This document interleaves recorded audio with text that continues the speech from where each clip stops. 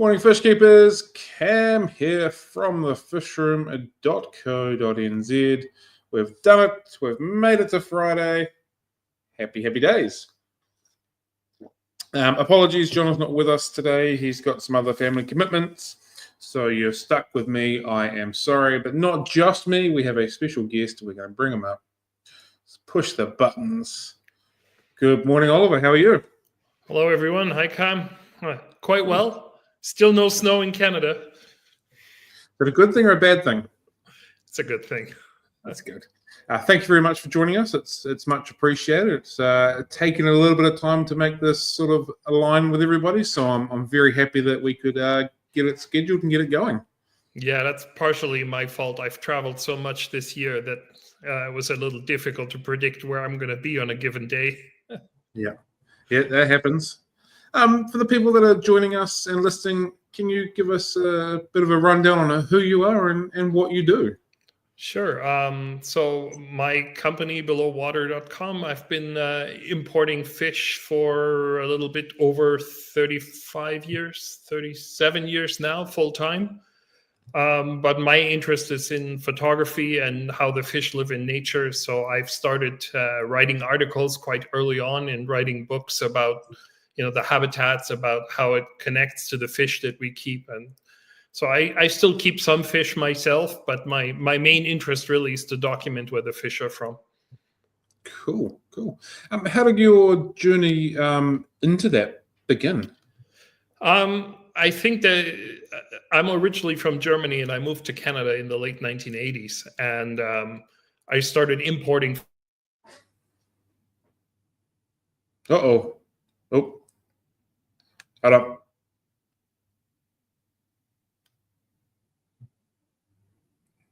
You've muted yourself.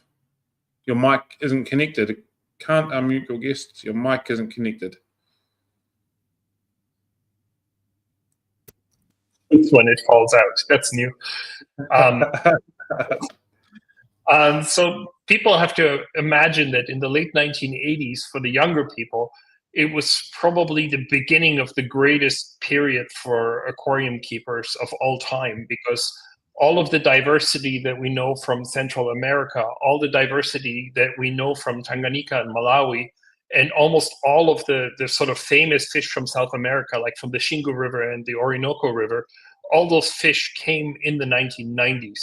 So when I started importing fish, it was kind of the heydays, but it also meant that every shipment had a fish we had not seen before.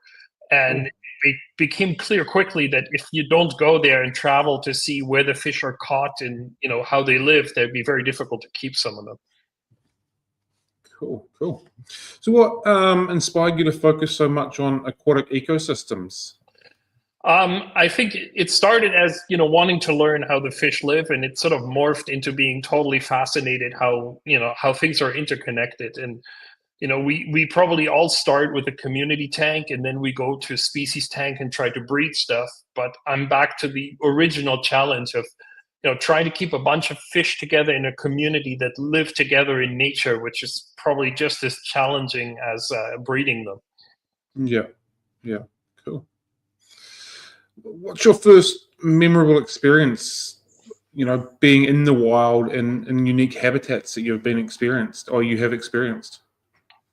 I think that one of the first trips was going to northern Peru, because I had never seen discus in the wild, and being out at night at 2 a.m. in a paddle boat with two local guys, and sort of slipping into this dark water with a tiny little flashlight, trying to grab discus that are in between the branches of fallen trees. I think that's like it was a very memorable experience, because it was sort of the way that I imagined discus live, but I had only ever seen them in Germany in front of empty wine bottles laying eggs, Yeah. Excuse me, my coffee went down the wrong way then. I was actually watching one of your videos last night. Now you've mentioned discus, and you're mentioning that they can handle a lot more flow than what sort of people estimate or believe. Can you talk to that a little bit? Yeah, I think that was sort of the first thing, was like these first trips to Peru. and seeing how discus live there. That's not actually the ideal discus habitat. And I actually think the discus that are near Iquitos, that might not even be a natural population. That might be a population that was released by exporters and that sort of took hold.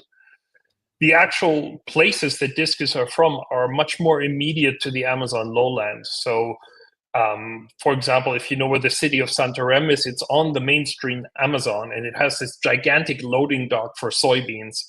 And the girders that hold up those soybean elevators, those grain elevators, they are full of discus underneath them. Like, we went diving there at 10 meters depth. They are just full of discus. So the real discus habitat is much closer to the mainstream Amazon than we imagine. So the mainstream Amazon in the dry season is this sort of, you have these big islands that are sand and they're covered in reeds in the dry season. In the rainy season, they're then covered with water. But along the edges, there's the floodplain. And in the dry season, the floodplain has these lakes that you have to imagine like a large bubble. So there's the highland above, and the water drains down into this lake from the highland. And the lake is this sort of large round lake that eventually overflows, and the overflow then causes this channel of water that goes into the mainstream Amazon. The discus live in these floodplain lakes at the point where the water descends from the highland and comes in. So these streams they're not very big. They are we doing meters? Do anything you want to work with, we can convert it from there. Yeah, so normally we are talking about 3 to 5 meter wide streams. They are maybe 1 to 3 meters deep in the dry season. And the water is coming off the highlands, off terra firma, so it's flowing quite fast. And in the dry season, this is where all the discus are. Then when it begins to rain, these large round lakes begin to fill up. And along the edges of these lakes, you have bushes that look, in Canada, we would have alders or salix. You probably have them there too. They're these bushes that they like wet feet. And in the rainy season, they can handle being submerged for several months. They don't die from that. The discus and heros and a lot of the cichlids then travel, up the water column to those areas where those bushes are completely submerged or have just their crowns out of the water, and they're breeding where you have this sort of tangle of branches. And if you've ever wondered why the discus are so compressed and have these vertical bars, I mean, if you imagine it, in a bunch of sticks that are sticking up like this, it's the perfect camouflage, but it also allows the discus to maneuver in between the branches like that. So I think that whenever the change of season occurs, the current is much, much stronger. Like, typically, if you're in a discus habitat in the Amazon lowland, it wouldn't be abnormal that you have to hold on with both hands while you're photographing them. So, I use a reef hook, and I would have a harness, and from the harness to the reef hook to one of the branches to free up the hands to take pictures. So the current is much stronger than people would imagine.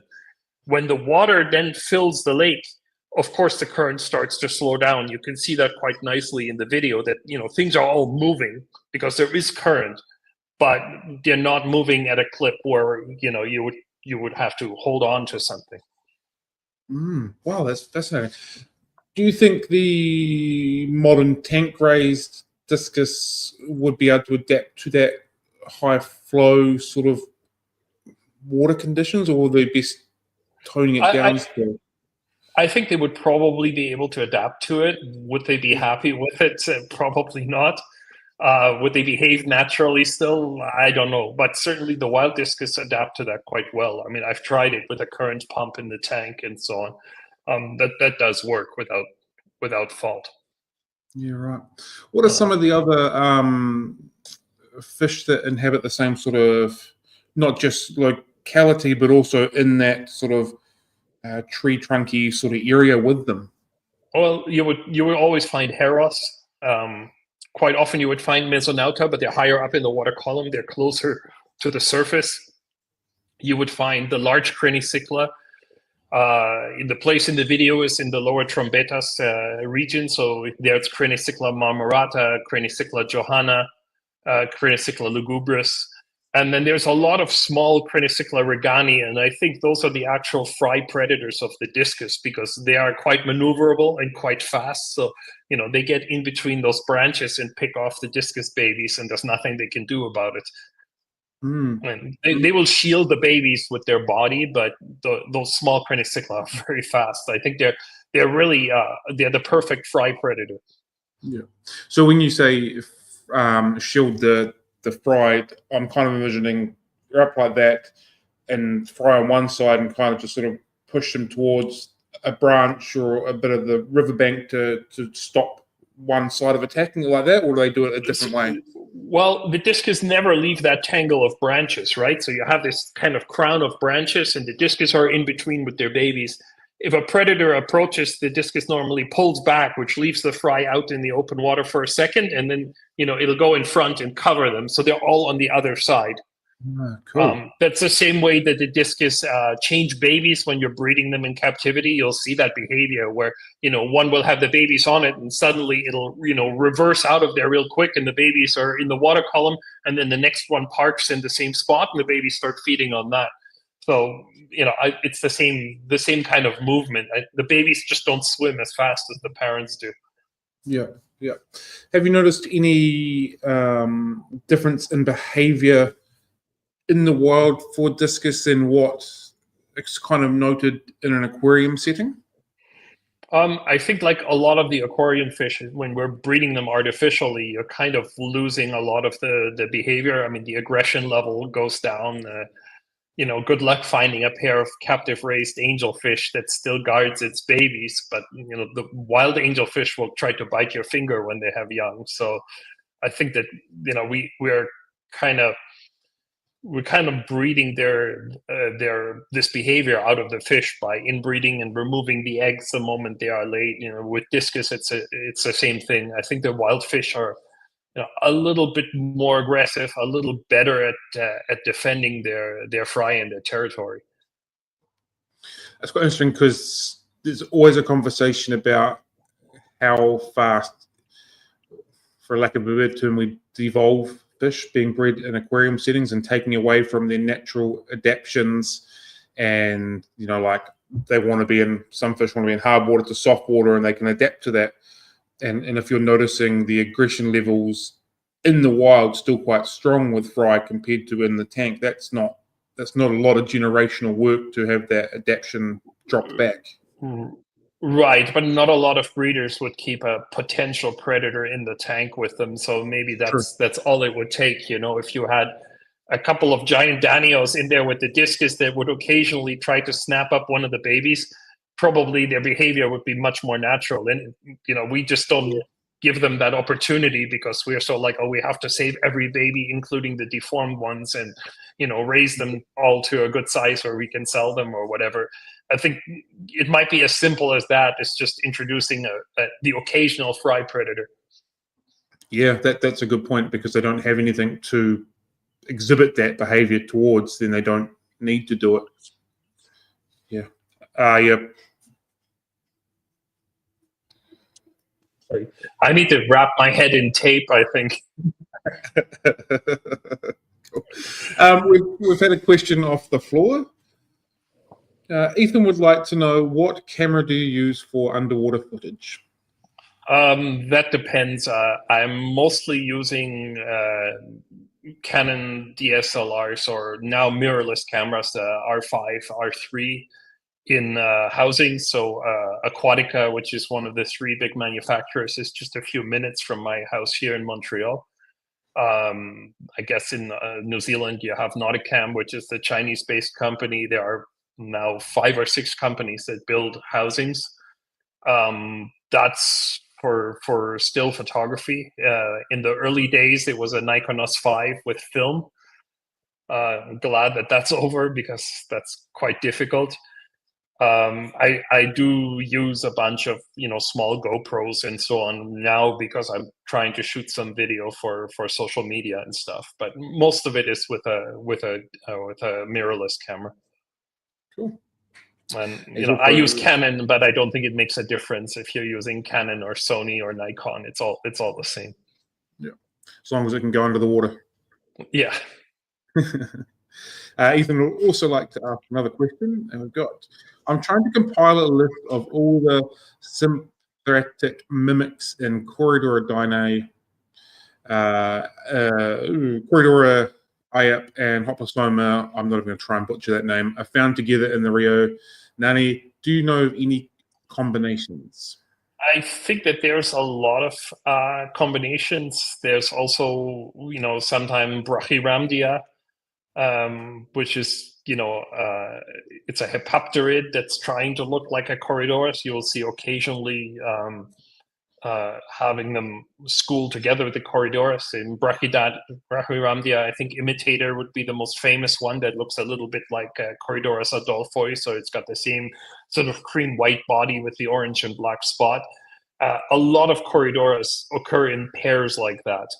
Not always in described pairs, but you get your long nose, which are now Brochus, and your old style Corydorus that are now Hoplosoma, that are occurring as pairs together. The guy that would probably be able to give you the pairs the best would be maybe Hans Evers in Germany. I think that he would probably have the best handle of which pairs occur together. I've seen several pairs together like that, but quite often the long-nosed species is still undescribed because people import Corydorus, or the scientists catch them and then they name one and didn't notice that there's a second one together. I think in the Orinoco, something that's quite common would be Corydorus concolor together with Osteocaris, I would say. Yeah, that's the long-nosed one that occurs with it quite commonly. But these, I don't know if these are necessarily mimicking each other. It sure looks like it, though. Interesting.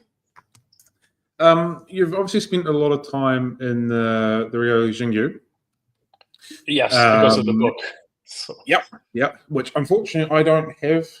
One day I'll get there, but at the moment I don't have that book.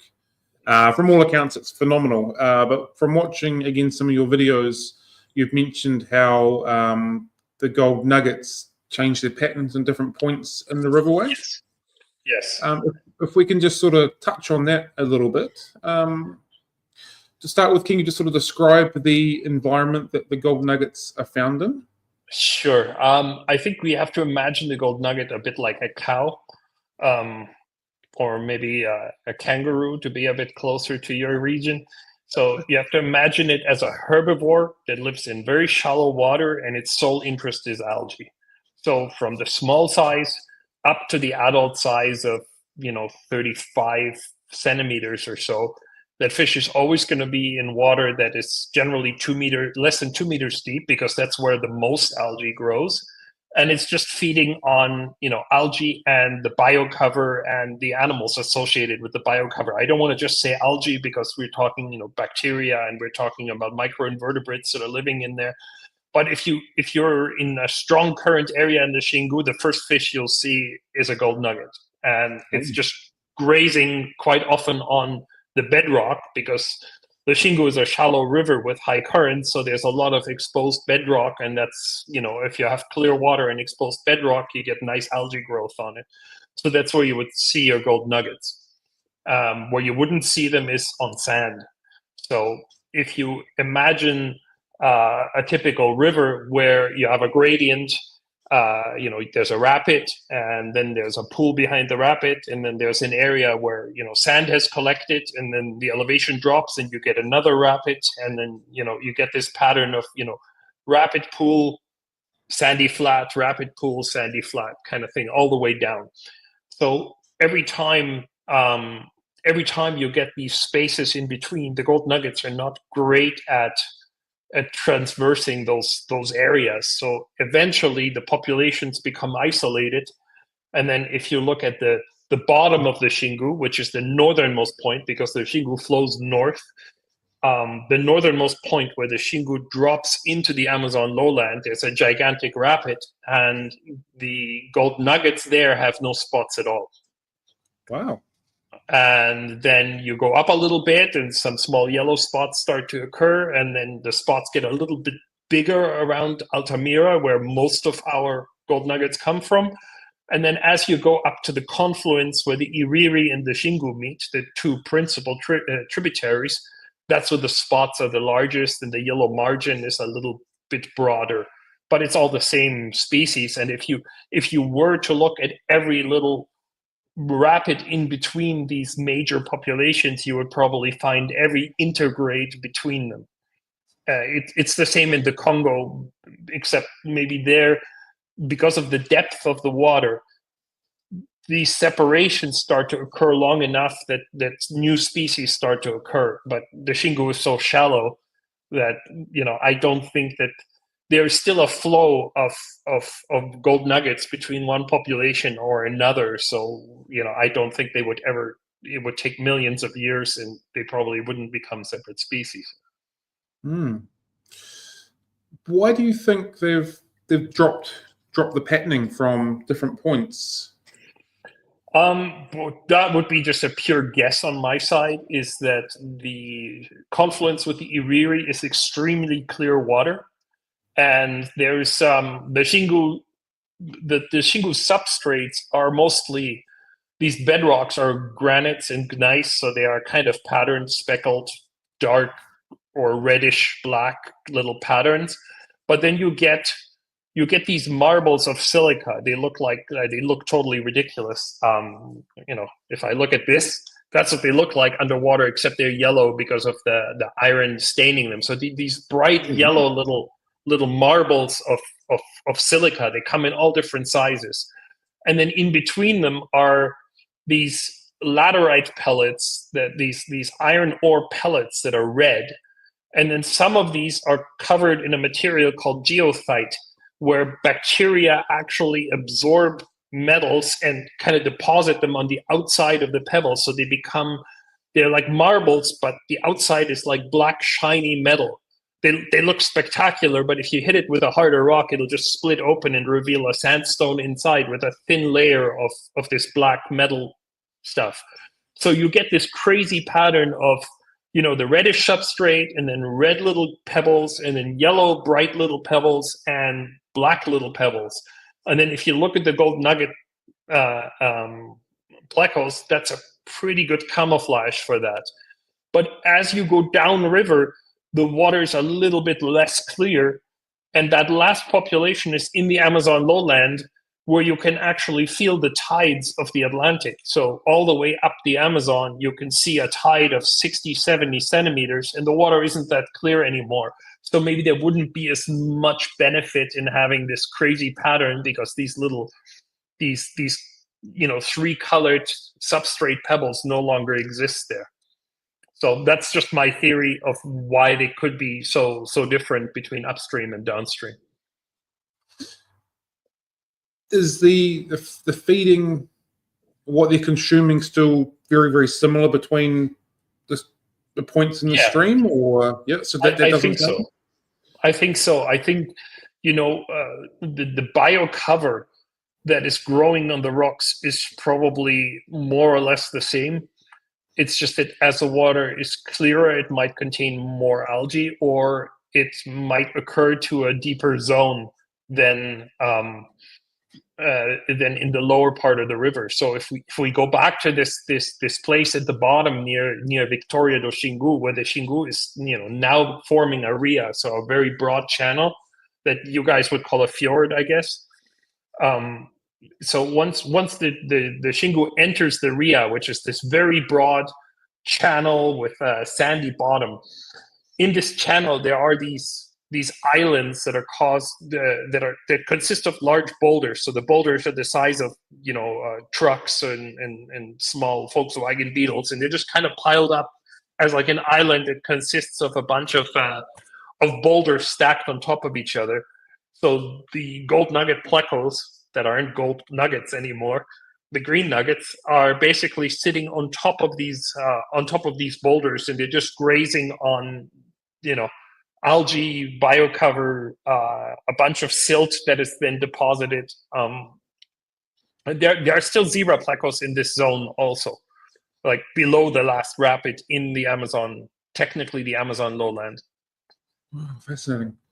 Is it because I've always envisioned like lots of piles of wood, but you're describing a lot more of a rocky type territory. Wow, that is yeah. There's no wood to speak of in the Xingu. I mean, you'll get the occasional root from a tree that is growing on the edge, and you will get in the ria, because the slope of that ria is a little bit steep, so trees sometimes fall down and slide down the slope. But the Xingu doesn't really have any wood in it at all.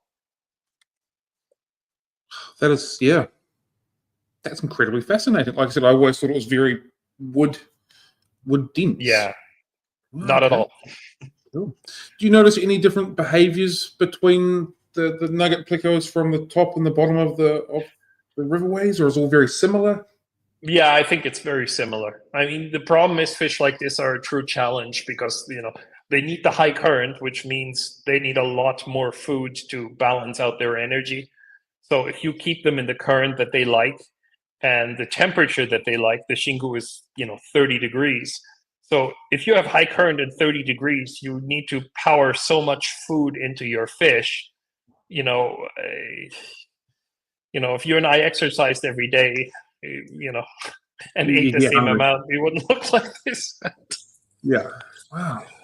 Cool. So if you want to keep zebra plecos, and if you want to keep especially things like gold nugget that live in the really high current, the zebras don't, but the gold nuggets do. So if you want to keep them like really properly with the right amount of current at the right temperature, the food becomes a real issue because it's very hard to feed the fish, enough to, sustain the amount of energy that would be required in that kind of environment. And I think that's also why so many people have trouble keeping the fish alive. It's just not meant to be the algae eater in a community tank. It's just not the right fish for that. Yeah, for sure. Have you noticed any changes in the population between sort of up and lower in the waterways, or are they all pretty stable and pretty similar? Well, no, I mean, it's changing for the worse because of the dam. So the dam is at Altamira. It's before the Volta Grande, the big curve of the Xingu.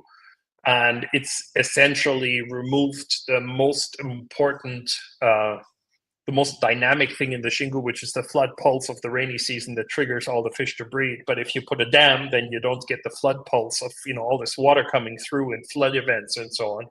So that would be the equivalent of removing maybe a Canadian winter where the water never reaches 4 degrees under the ice. Probably most northern fish species would stop breeding, because without that diapause of 3 months of 4 degrees centigrade and a foot of ice on top, if you remove that, you're probably removing the main trigger for the fish to breed. Also, of course, the upstream of the dam, you'll get a gigantic reservoir, 80 kilometers long, in which there are no more rapids because the water level is permanently high. And then below that, you're creating a permanent dry season. And, add to that all the silt that is caused by all the dead material in the inside the dam's reservoir. It's not good for these fish. Some fish will benefit, but most don't. Wow, cool.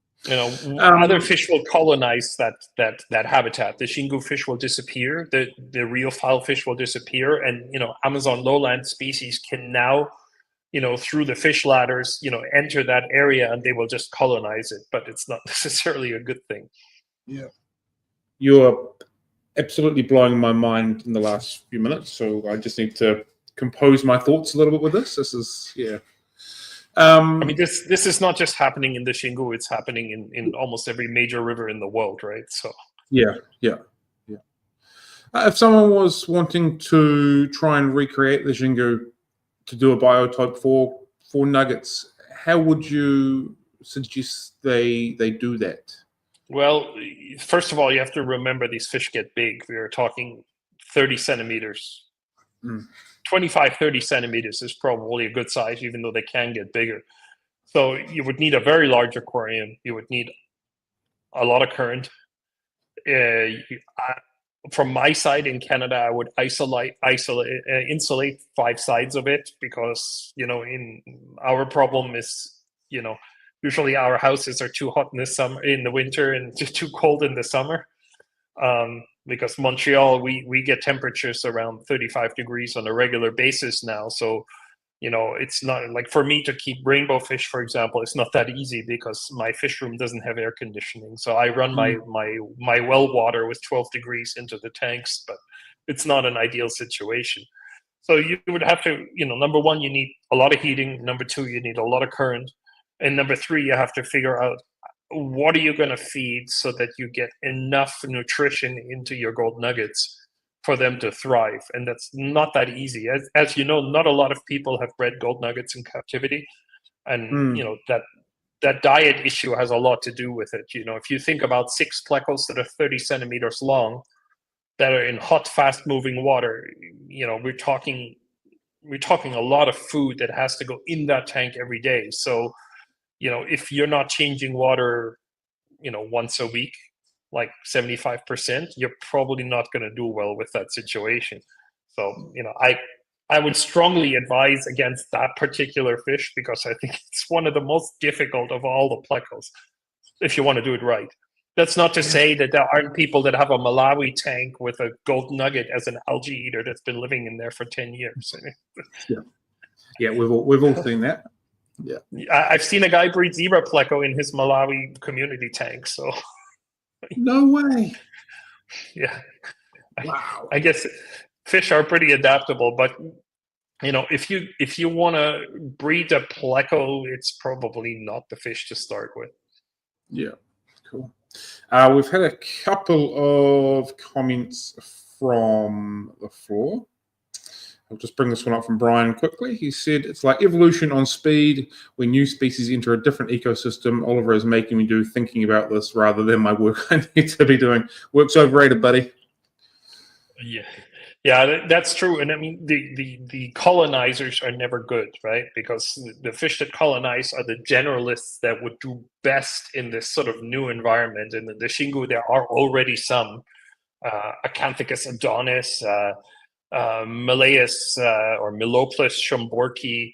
Of course, Meloplus schomburgki doesn't sound threatening, but if you have 5 highly adapted rheophile pacus that are living in the Xingu Rapids, and there are no more Xingu Rapids, they're just going to get outcompeted and outbred by the Amazon lowland species that are perfectly comfortable, breeding and living in a lake year-round. But fish like Osuctus xinguensis are, extremely threatened because it only lives in the impact zone of the dam. There are other fish that there are some Xingu endemics that are really only living in the area that's impacted by the dam, and for a lot of them, it's probably not good. Cool. Right. So I'm just going to try and bring up these questions in a logical order. Rebecca has said maybe that explains why the Barians is just territorially, if this base is so limited, and she's heard that the bee, you can try and pronounce it because I'm not going to come from soup green water, but she's got no idea about the other Verde though. Yeah, so Barian sister Chantellus, the golden nugget pleco, likes these areas where there's exposed bedrock and super fast flowing water right in the rapids. Behind the rapids, where you start to get, normally you get a pool and then you get the edge with some rocky outcroppings and stuff. Those are the areas where you find zebra plecos, and that's where you find Chrysolomus, the L47. So that species, unlike the gold nugget pleco, is more of a slower moving water fish. It's, I think, a lot easier to keep for that very reason. And its habitats are between these giant boulders. You get horizontal cracks, and you find the L47 in these habitats. They're not sitting in the shallow water in the middle of the rapid. So, they're both Barry ancestors, but they're very different from each other. Cool. I was going to touch on that. You get the same pair in the Orinoco. If we look at Baryantistris demantoides, L200 would be the one that's living in the very high flow in the rapids of the Orinoco. And then L239, so Baryantistris bigini, the blue panac, as often gets called, would be the slower moving behind the rapids fish. So just because something is a Baryantistris, it's not obligate to live in the highest flow at all times. Not all species do. Wow. What a fascinating group of fish. Yeah. Rebecca would also like to know, Baryantistris potentially threatened. She's seen some photos before and after of the Xingu Dam causing massive silt buildup. Well, I think that if you look at the gold nugget distribution, so it's found from the Ria at the northernmost point, so the downstream-most point would be Vitória do Xingu. And this is a good one for the football fans. Vitória do Xingu got a lot of the money from the dam, even though the dam isn't that close to it. And the mayor thought the best way to invest it would be to build a giant soccer stadium for a town of like 6,000 people and invite Zico, who is one of the World Cup champions of the 1970s, to play with his friends in front of the village. So if you look at this point, this is the northernmost distribution point. So it would be one extreme. The other extreme would be, the northern extreme would be in the Iriri, where the Kurua waterfall is. That waterfall is just too tall, so the gold nuggets wouldn't be able to go above it. And on the Xingu itself, it goes all the way into the headwaters. So it lives, probably more than half of its range would be outside the impact zone of the dam. Now, those other zones are threatened by deforestation, gold mining, industrial agriculture, pollution. It's probably not a threatened species because of its large distribution, at least not immediately. The Xingu itself is just being attacked from all sides. The dam is the greatest problem, but there are problems on all sides. Yeah, okay. Cool. Catfish Den has said, it seems that most of the loricidae that have been deemed impossible to breed in the hobby have come from very similar fast-flowing environments. Feel that? Yeah, I would agree with that. I think that's the problem is not recreating a fast-flowing environment. We can do that relatively easily. The problem is getting enough calories into the fish once you're keeping them the way that they should be kept. And in the case of cichlids, a lot of those rheophile fish are much more aggressive because in a rapid there's less space, so the fish compensate by being more aggressive towards each other. And that's a problem also. But the diet and getting enough food into them is probably the key. So just as we're on the topic of the gold nuggets, the Baryantistris, and food, what would you encourage people keeping them to be feeding them, and how often would you be encouraging them to be fed? I think that's a question for somebody that breeds plecos on a regular basis to see what they're doing, to see what works. My guess would be probably the best thing would be something like repashi, something that's a paste that you can put onto a floor tile, like a terracotta tile, let it dry there, and then you put that floor tile into the tank in an area behind a big rock where there's a little bit less current and the fish can feed on it all day. And if that's, high protein enough with a lot of spirulina, that would probably be the key. But I'm by no means the best fish breeder, certainly not for plecos. Okay, cool. We've had another question. This is a two-part, two commented. Are they having an impact on the environment of the rivers themselves, widening the shores and causing small land drifts, specifically around the areas of the dam, fjords, and estuaries? So what they did at the Xingu is they, just before the Volta Grande, just before the big curve where the Xingu has the biggest drop, and it's basically all rapids. If you look at a map, if you go on Google Earth and you look at the town of Altamira, then you'll see this big curve, and in that curve is the huge elevation drop and all these rapids. So what they did just below Altamira is they put a dam across, and they're stealing something like 50% of the water, and they dug a channel. So instead of putting the water through the river, they dug a channel the other way around until the Amazon lowland. That's at Belomonte. That's why the company is called Belomonte. And there they put a power station, and they're dropping that water back into the lowland. That power station has 16 turbines, which will never work because the Xingu is a shallow river. So they knew that they could never power 16 turbines. They are powering 4 or 5 or something like that. But whenever a mega project gets built in the world, politicians get paid, right? It's not about how much energy will it produce. It's about how much money can they steal in the process of building something like this. So they have modified the environment in crazy ways. If you look at that channel, it's unbelievable to think about the amount of manpower that is needed to move that much water into a totally new valley that is artificially created. And the power station of the Xingu is a building that's it's the size of, I don't know, I think it's 600 meters long or something like that, and 35 meters high. I mean, it's just a crazy looking giant block of concrete. So what has happened, because they are blocking the Xingu's water flow, from there for about 60 to 80 kilometers upstream, the riverbanks have flooded, all the rapids have been eliminated, and also all the islands, the Xingu is a river of thousands of islands, all these islands are now underwater, and all the vegetation that was on top of them is now rotting in the water. I mean, officially it was removed, but of course it wasn't. This happened in the 1970s in the Tukurui Dam and in the Balbina Dam in close to Manaus.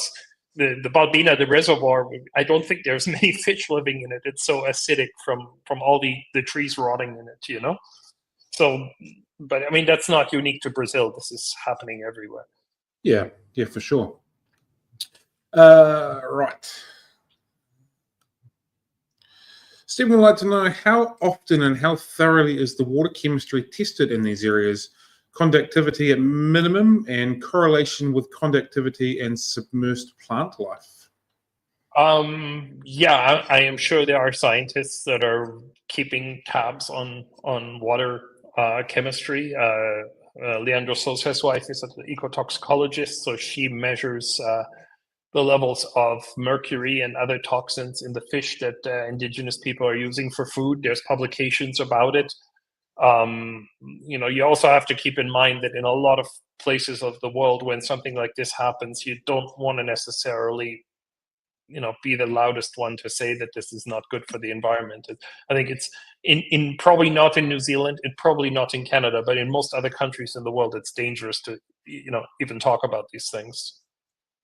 Yeah, well, I never really sort of thought of it that way. In New Zealand, you talk about environmental change and trying to stop it. Everyone's like, let's do this. But I never really thought in other parts of the world it'd be the opposite of that.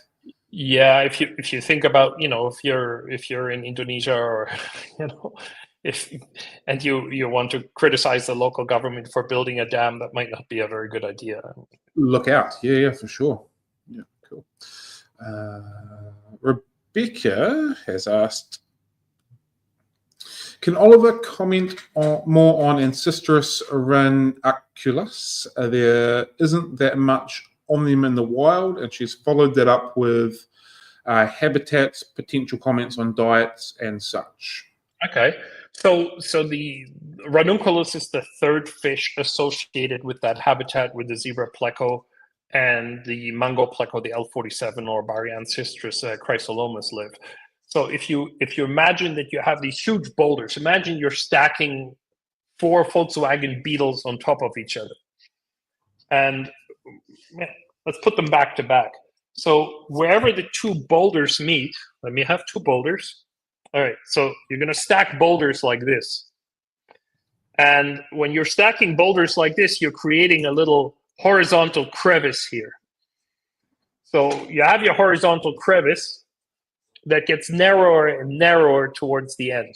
On the outside, you would have your Baryanthistis chrysolomas that are feeding on the biocover. If you descend deeper into the crevice gets too narrow. The high-bodied Baryanthistis don't fit anymore. That's where you would find your Ancestris. Ancestris ranunculus, according to the local native fishermen, is the fish that protects the zebra because they always sit in front of the zebra because ranunculus is a little bit bigger, a little bit higher, and it's very spiny. So the ranunculus sit a little bit deeper in the crevice.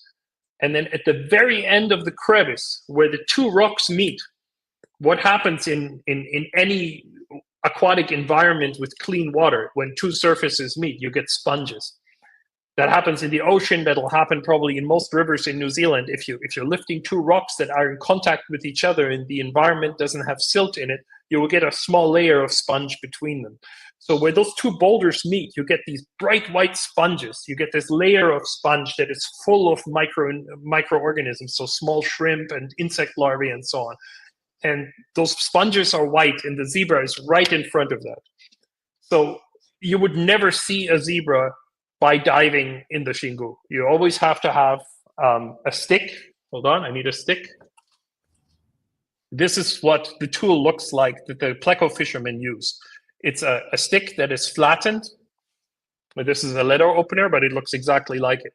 And then you would have your crevice, and then you would push this through the crevice and pull the zebra pleco to the front, and then grab it when it comes out. So the zebra pleco is so deep down in that crevice that you would never see its full body. You just see a black and a white stripe. It just looks like you're looking at the end of the crevice. So ranunculus is just in front of this.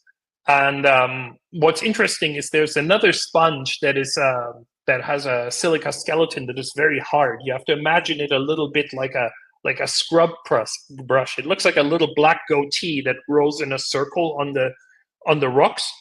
Mm-hmm. And whenever you see that sponge, you know that ranunculus isn't far. It's just this very strange looking sponge. We have pictures of it in the book. I don't know the scientific name off by heart, but give me a sec. Cool. I'm sure I'm not the only one at the moment just hanging on every word here. I'm just, I'm loving every moment of it. Let me see if I can show you the sponge.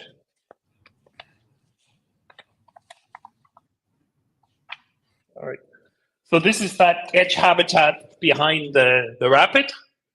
And then you get your zebra way, way back in front of the sponge. And sorry, this is in reverse. And then you would get your ranunculus deep down in the crevice. I have to find a picture of the sponge because the sponge is so ridiculous looking. If you think about the ranunculus's head with those black spikes, that's pretty much what the sponge looks like. I think that's probably a coincidence, but it's very apparent that when you get those weird sponges, then you get ranunculus in the same habitat. So behind the rapids, not in the really high flow, which is a little bit weird. Oh, it's this black blob. But you have to imagine that on top of this black blob are razor sharp little black spikes. So they're actually sharp enough to cut your finger. Wow. They're about 3 millimeters high, little spikes. It's a really, really odd thing, and I haven't seen it in other areas. That's really interesting. I'm envisioning a little bit like the pest anemone in the marine environment. The name's totally eluding me, but just the way you're describing it, a very similar sort of size and shape and description to that, but different color and a little bit harder. Yeah. So the white sponge that interconnects stuff is very much like the marine sponges that we all know that, you can touch them and squeeze them and so on. But this one is really rock hard. It's very interesting. Wow. That's very interesting. And for those of us that have kept marine fish, we all know that keeping sponges is one of the most difficult things for aquarium keepers. And you can now imagine if every contact surface between two rocks in the Xingu that doesn't get direct sunlight is covered in sponges, what happens when you stop the flow and you introduce silt into that environment? Of course, it's absolutely lethal to the sponges. And if they cover this much of the surface, well, they must be important, right? Yeah, for sure. Yeah, it's just, there's definitely some part of their job is in that environment. Ethan has said, I'd be curious to see if the L514 inhabits a comparable niche to the Finatics and L255 to see whether comparable selection pressures lead to a stocky build. That's a good question. I think the L255 is, again, the upstream version in the Iriri. The Ranunculus is the downstream version in the Xingu. And L514 I have to look up because I'm not an L numbers guy. I'm actually loving that you're describing things upstream, lower stream, different shape, similar. Like it's just really cool how that works as well. Yes. Yeah. So 514 Bolivian Medusa. Oh, this is from Bolivia. So I don't know what that environment looks like. This is the newest Pleco. So I haven't been to that area. But it's probably very similar. I mean, Ancestris are incredibly successful. There are Ancestris everywhere, and there are several different species in the Xingu. There are the L100, for example, is a little bit upstream in the Iriri. It's in very fast-moving water. I think Ranunculus is a little odd because we want, those really compressed fish. We're like, oh, this got to live in the rapids in high flow, but that's not the case at all. So it's in the slack water. Ethan has also asked, he's wondering if, if large slate pieces propped together in the right way could be a way to attempt to replicate these crevices that you were talking about. You could. I mean, slate is a lot sharper, but yeah, I think that would work fine. What I do, like at home to do this, I'll actually take a boulder, put it on its side, put a wood splitter, big triangle there, and hit it with a sledgehammer so that I get a horizontal crevice, and I take two pebbles the size of a marble, put them on top, and then put the cap back on. So it's the same boulder, just like in nature, except it's cracked horizontally, and to create the gap, I just put a couple of pebbles in it, little granite pebbles. I use granite boulders because, the Quebec is mostly granite. Yeah. Wow, fascinating. I never thought of doing it that way, and then you've got your split. Cool. Yeah, I don't like slate in the aquarium because those sharp edges that you get on slate don't look very natural. So you never find a sharp edge like that in nature. Yeah, cool. Just while we're kind of on the Ancestris theme for a little bit, do you know what the purpose of the big bushy face is on the males? Is there an actual purpose, an evolutionary reason?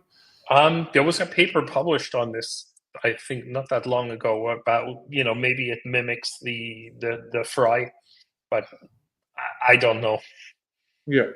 I don't know if that's the case. I mean, I can tell you why the big spikes are in the gills. It's because the males are defending the cave. But maybe those little filaments do resemble the fry when they're suspended from the roof of the from the roof of the cave.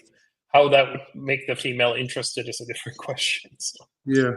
I guess evolutionary. Me talking completely out of turn.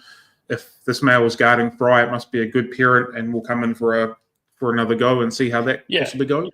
Yeah, I think that's sort of the theory. I mean, it sounds feasible for sure. Yeah.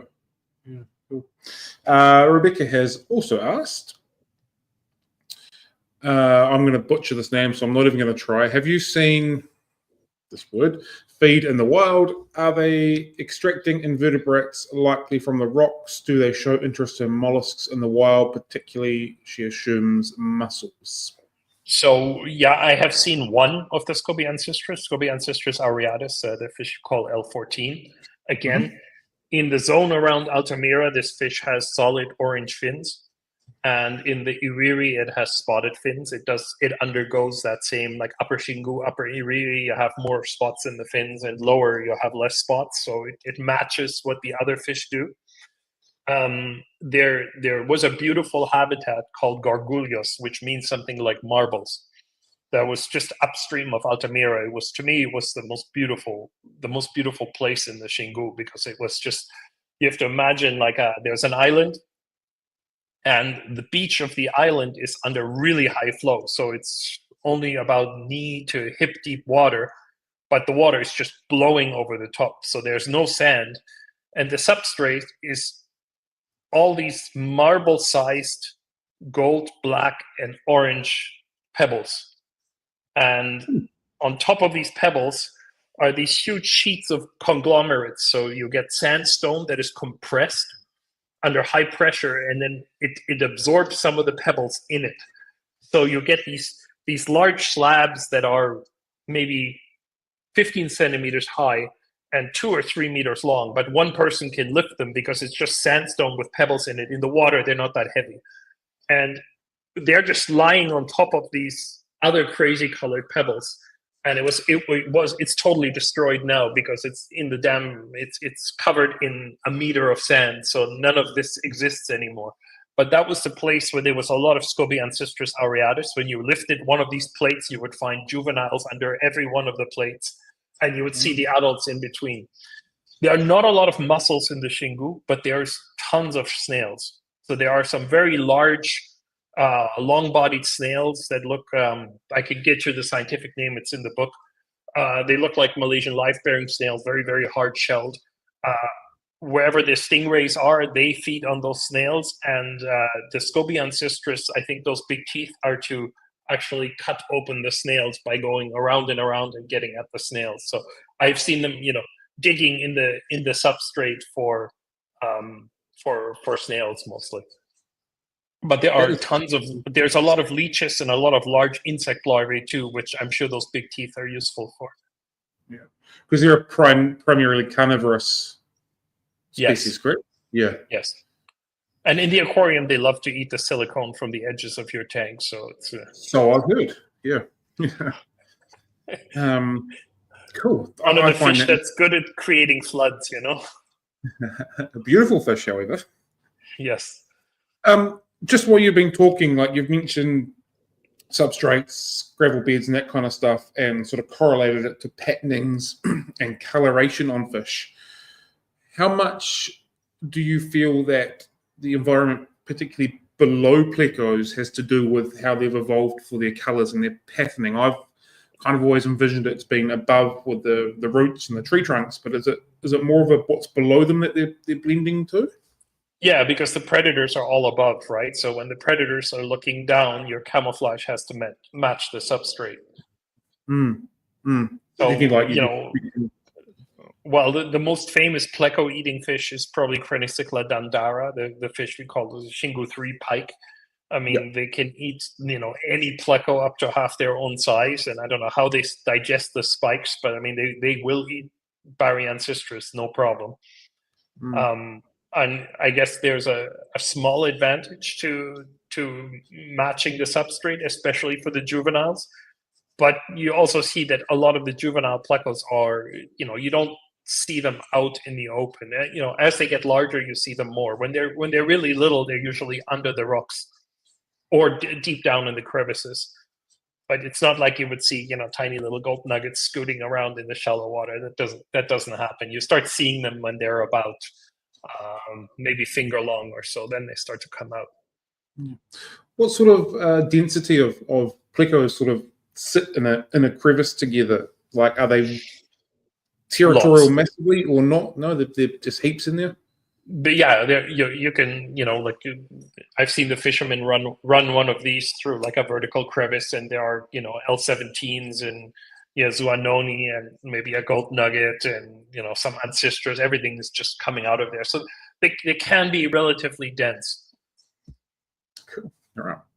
And when you lift these conglomerate plates, the surface is not even, right? Because you have this matrix of sandstone, and then you have different sized pebbles, so that creates all these different channels underneath it that have sponges with microorganisms living in them, and then you get tons of little baby plecos underneath there. Can be quite dense. Cool. The burning question that always comes up when coming to keeping plecos: does wood do anything in the pleco's gut to benefit it? Probably. The guide to ask that is Nathan Lujan at the Royal Ontario Museum, because he looked at this in detail to see, are the Panache really feeding on the wood cellulose, which, if you've ever kept one, you would think no, because they're mostly shitting out, wood bricks. Yeah, they are.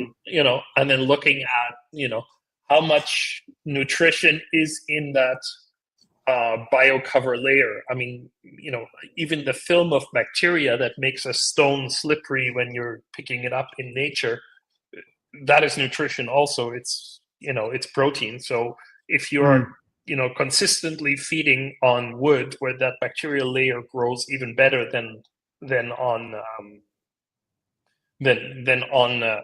a rock, then there must be a fair amount of nutrition in there, especially given that all these Panache get quite big, right?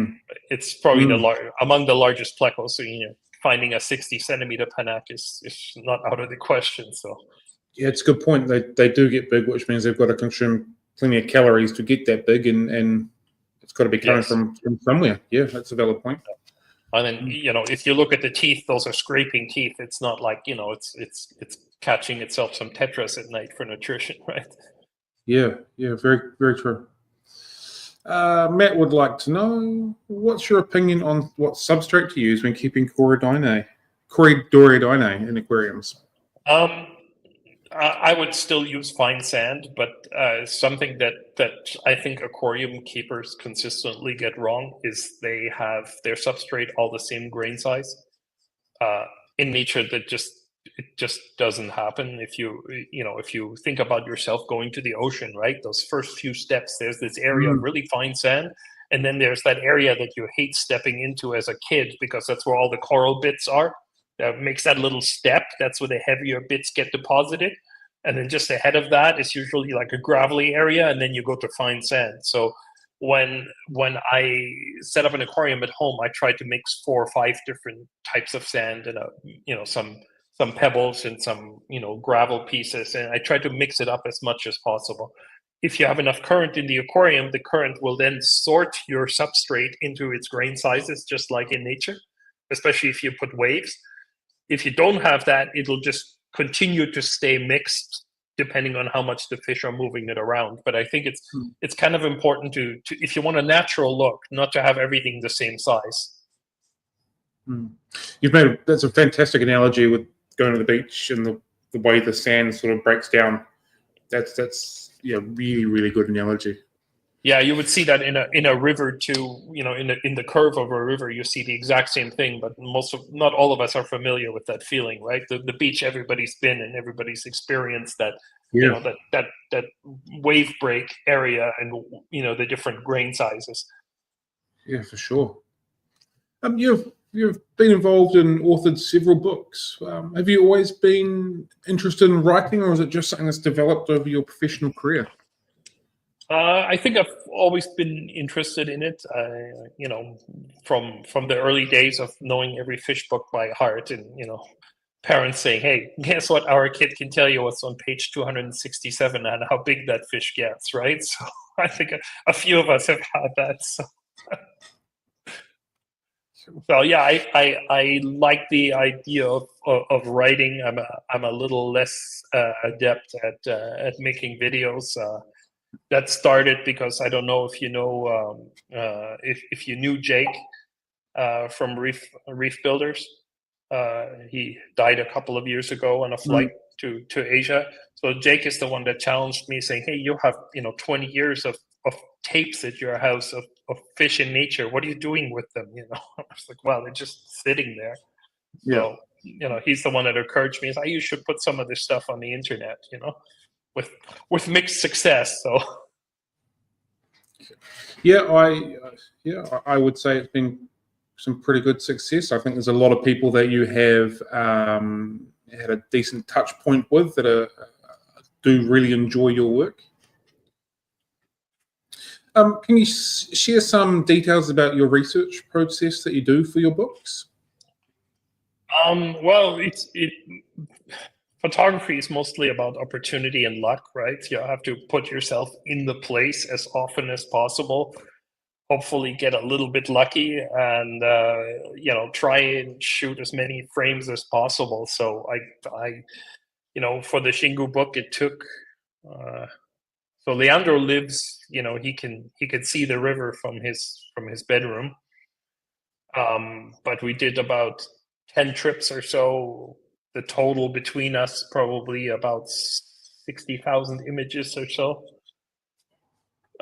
to put the book together. I think that's kind of what it takes to get a large chunk of the diversity into pictures where you would recognize what you're looking at. It's a little easier in the Xingu because the Xingu is clear, or was clear in most places. That's declining quickly, but at least while we were doing it, most of the places had clear water, and that makes it a little bit easier. If you wanted to do a book on the Orinoco, I don't even know where you would start, because most places you cannot see more than 30-40 centimeters. Or in the Congo, where I tried diving at maybe 2 meters, it's complete darkness. There's no light. There's no light that penetrates below 2 meters, so it's very, very dark. Wow. There's just so much silt in the water. If you say, "Oh, I want to get a picture of a Steatocranus in nature," well, it's just not going to happen. Yeah. What's some of the biggest challenges that you face when compiling your books? Well, if you look at any habitat, and it's not necessarily just fish. If you look at any habitat and say, okay, well, these are the 10 key species, and we want to have decent images of, like, let's take the Xingu as an example. We want to have a gold nugget photo. We want to have a zebra pleco photo. We want to get the endemic peacock bass, and we want to get the 3 major pike cichlid species and the geophagus. So you sort of make the list of what has to be in there to represent it. And you go through the list and say, oh, well, absolutely, we need the stingrays and so on. The challenge then becomes when you start photographing and the pressure builds up if there's something you can't get. So, for example, in the Xingu, there's a species that is named after Leandro, who is the co-author of my book, and we couldn't get a photo of it. That's Hasar Gabi his nickname. So Hasar Gabi named after him. It's endemic to the Xingu in front of his house, and we couldn't get a photo of it for the book. So, yeah. That's a bit of a shame.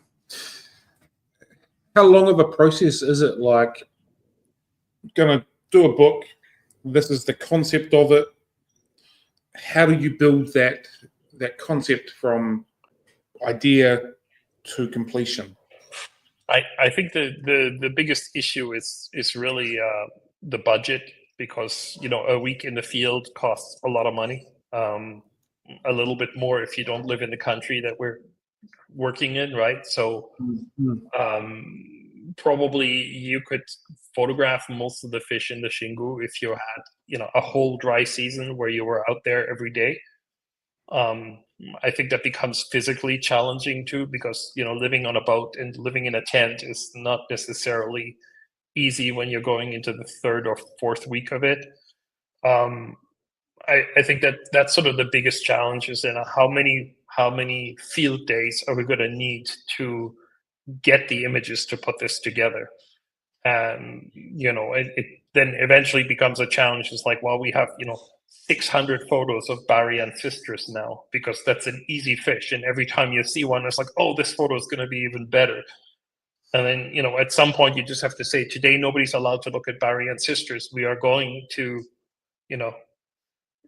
6, 7, 8 meters, and we're only going to look for some obscure brown thing that is hard to find until we have a good photo of it. So those peripheral things that are maybe just a small picture in the book are the things that were the greatest challenge, because those are the fish that are less common, and they're maybe L174 is probably the greatest challenge, and Leandro took that photograph. That fish is the most endemic of the Shingo fish, so it only lives in what I like to call the drainage ditch. So it's a place called kilometer 14 where the Shingo just makes this totally straight. You can see it in satellite photos. In the dry season, there's 2 kilometers of a channel that is 50 meters deep, 50 meters wide, and it's just a straight line with current that, you need both hands to go in there. And then it's only under 30 meters. So, the younger guy that's the better diver did that. And he got the photo. And then, of course, it's another fish like a Pansistra zebra where you're never going to see it out in the open. You just see its tail sticking out from a hole in the habitat. But there's a tiny photo of it in the book. But what it took to get that photo is absolutely crazy, for an undescribed fish that might be one of the first ones to go extinct because it's living directly in the impact zone, and only in the impact zone. I guess when you're looking at photos, you don't kind of think of the backstory that comes with it. You're just marveling at this photo of a fish doing its fishy stuff. Yeah. So our next thing is the Pantanal, and it's going to be so much easier, Yeah. Have you experienced things, or would you like to share a story of something you've experienced that you weren't expecting, or something that's totally blown your mind while you've been out there taking photos? Yeah, I mean, that happens when you don't get the dry season right, because, you would probably say the same thing in New Zealand. The good things don't happen in the peak dry season. The good things happens when the season change over, like, for example, at my house, you can see Canada geese any day of the year. But if you're out, near my house on the right day in April, there'll be 500,000 snow geese on the river. And, they'll just be bumper to bumper snow geese, so loud that you have to scream at each other, and they're right in front of you. So, when you miss time what you were planning to do, and you're there at the right moment, crazy stuff happens. Like we are working on, we're just loosely starting to look at Pantanal stuff, and we had one day where there was a small, imagine a grassy field that looks like a rugby pitch, and it's covered in 15 centimeters of water, and there are 200,000 Serpae tetras on top of it in the bright sunlight. I mean, the pictures are just crazy. Yeah, it would be. Yeah. And, you could never recreate that. We were just there lucky because it rained a lot that day. It flooded that area, and there was a migration of Serpae tetras. You could spend a whole year there, and that won't happen again. So those are the kind of special moments where you're like, oh yeah, there it is. Yeah. But cool. How do you hope that your books impact readers and inspire the aquarium community? I don't think about it much. I see it more documenting things that might not be there much longer, and that's certainly the case with the Shingu. I don't know how many of the people that keep fish actually read books still. I think that's declined a lot. What I hope is, the people that are experienced aquarists open that up and go, oh, here's something new that I didn't know before that is, going to be handy in keeping this the right way, I mean, maybe in 20 or 30 years from now, some of those species will only exist in captivity. So be good if someone says, well, this is how it used to look. Yeah, true. Have you got any upcoming books or projects that you're working on at the moment that you would like to share? Well,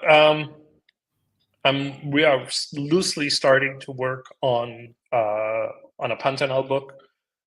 There will also be maybe an Amazon below water eventually, when I have enough photos of it. But that takes a lot of money and a lot of time, which I certainly don't have.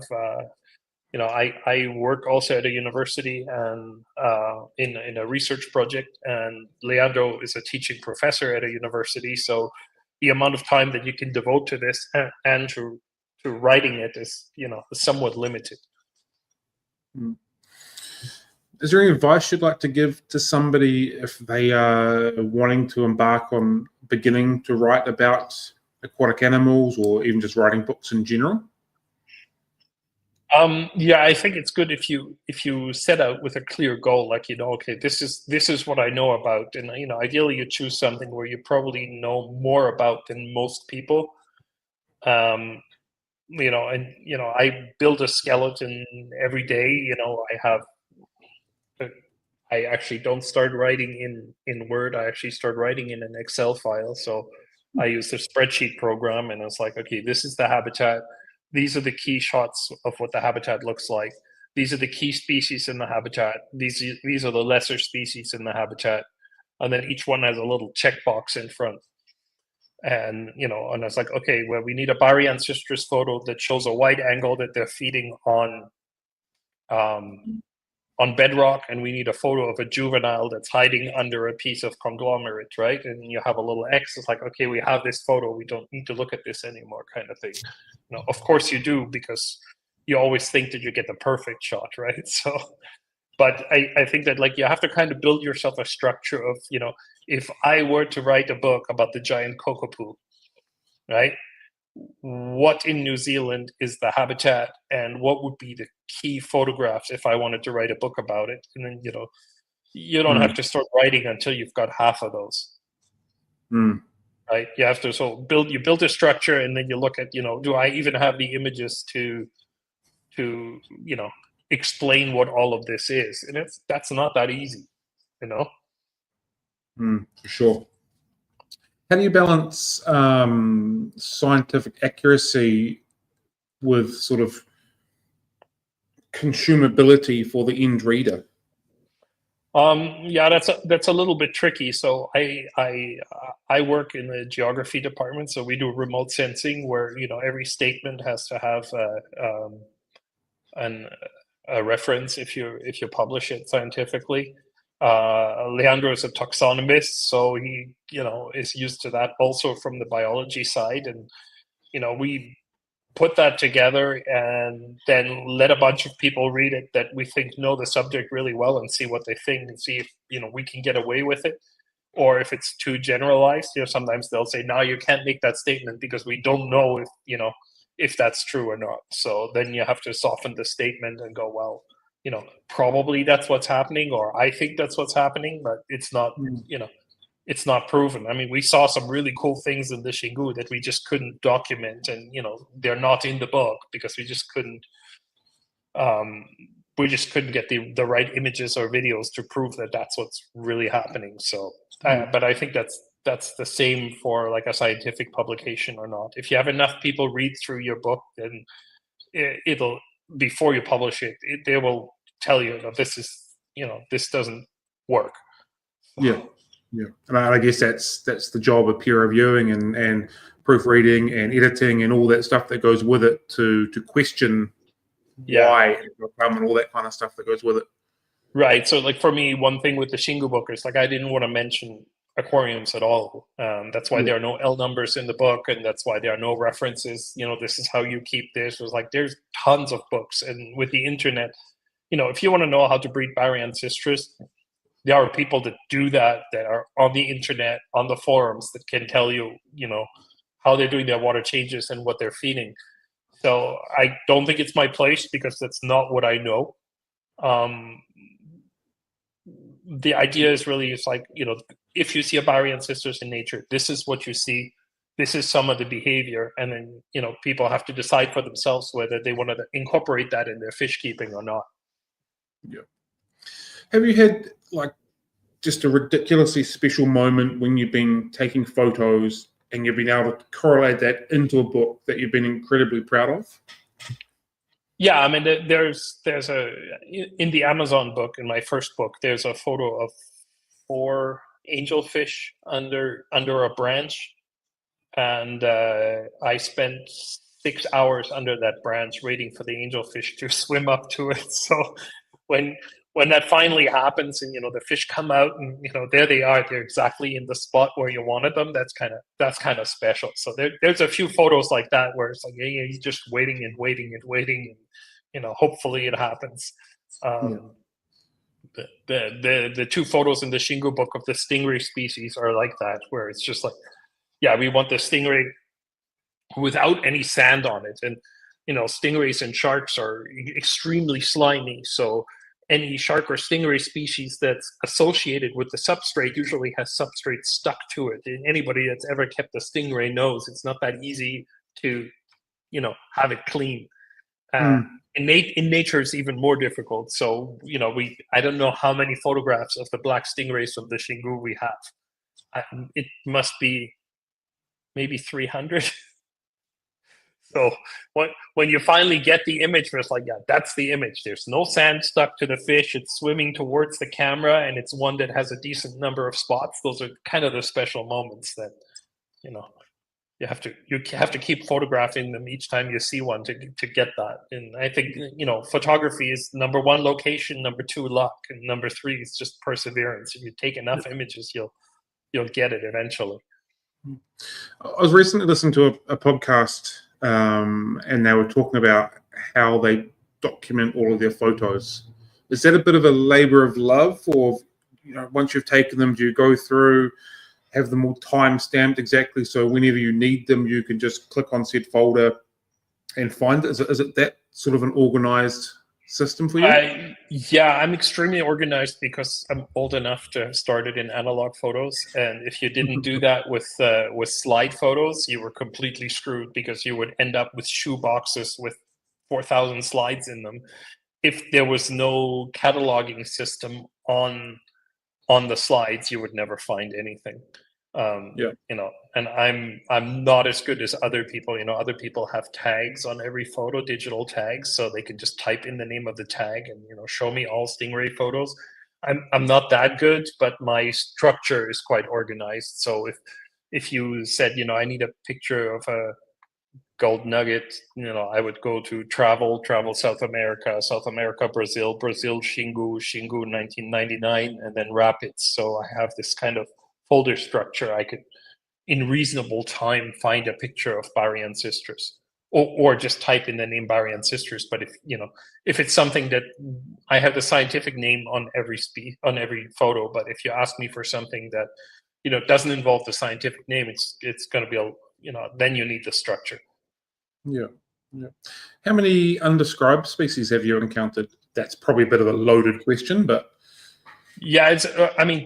If we're looking at the Xingu, we have I think about 40 endemics now, and there are probably another 30 or so. We know most of them in the hobby. We just don't have scientific names yet. Cool.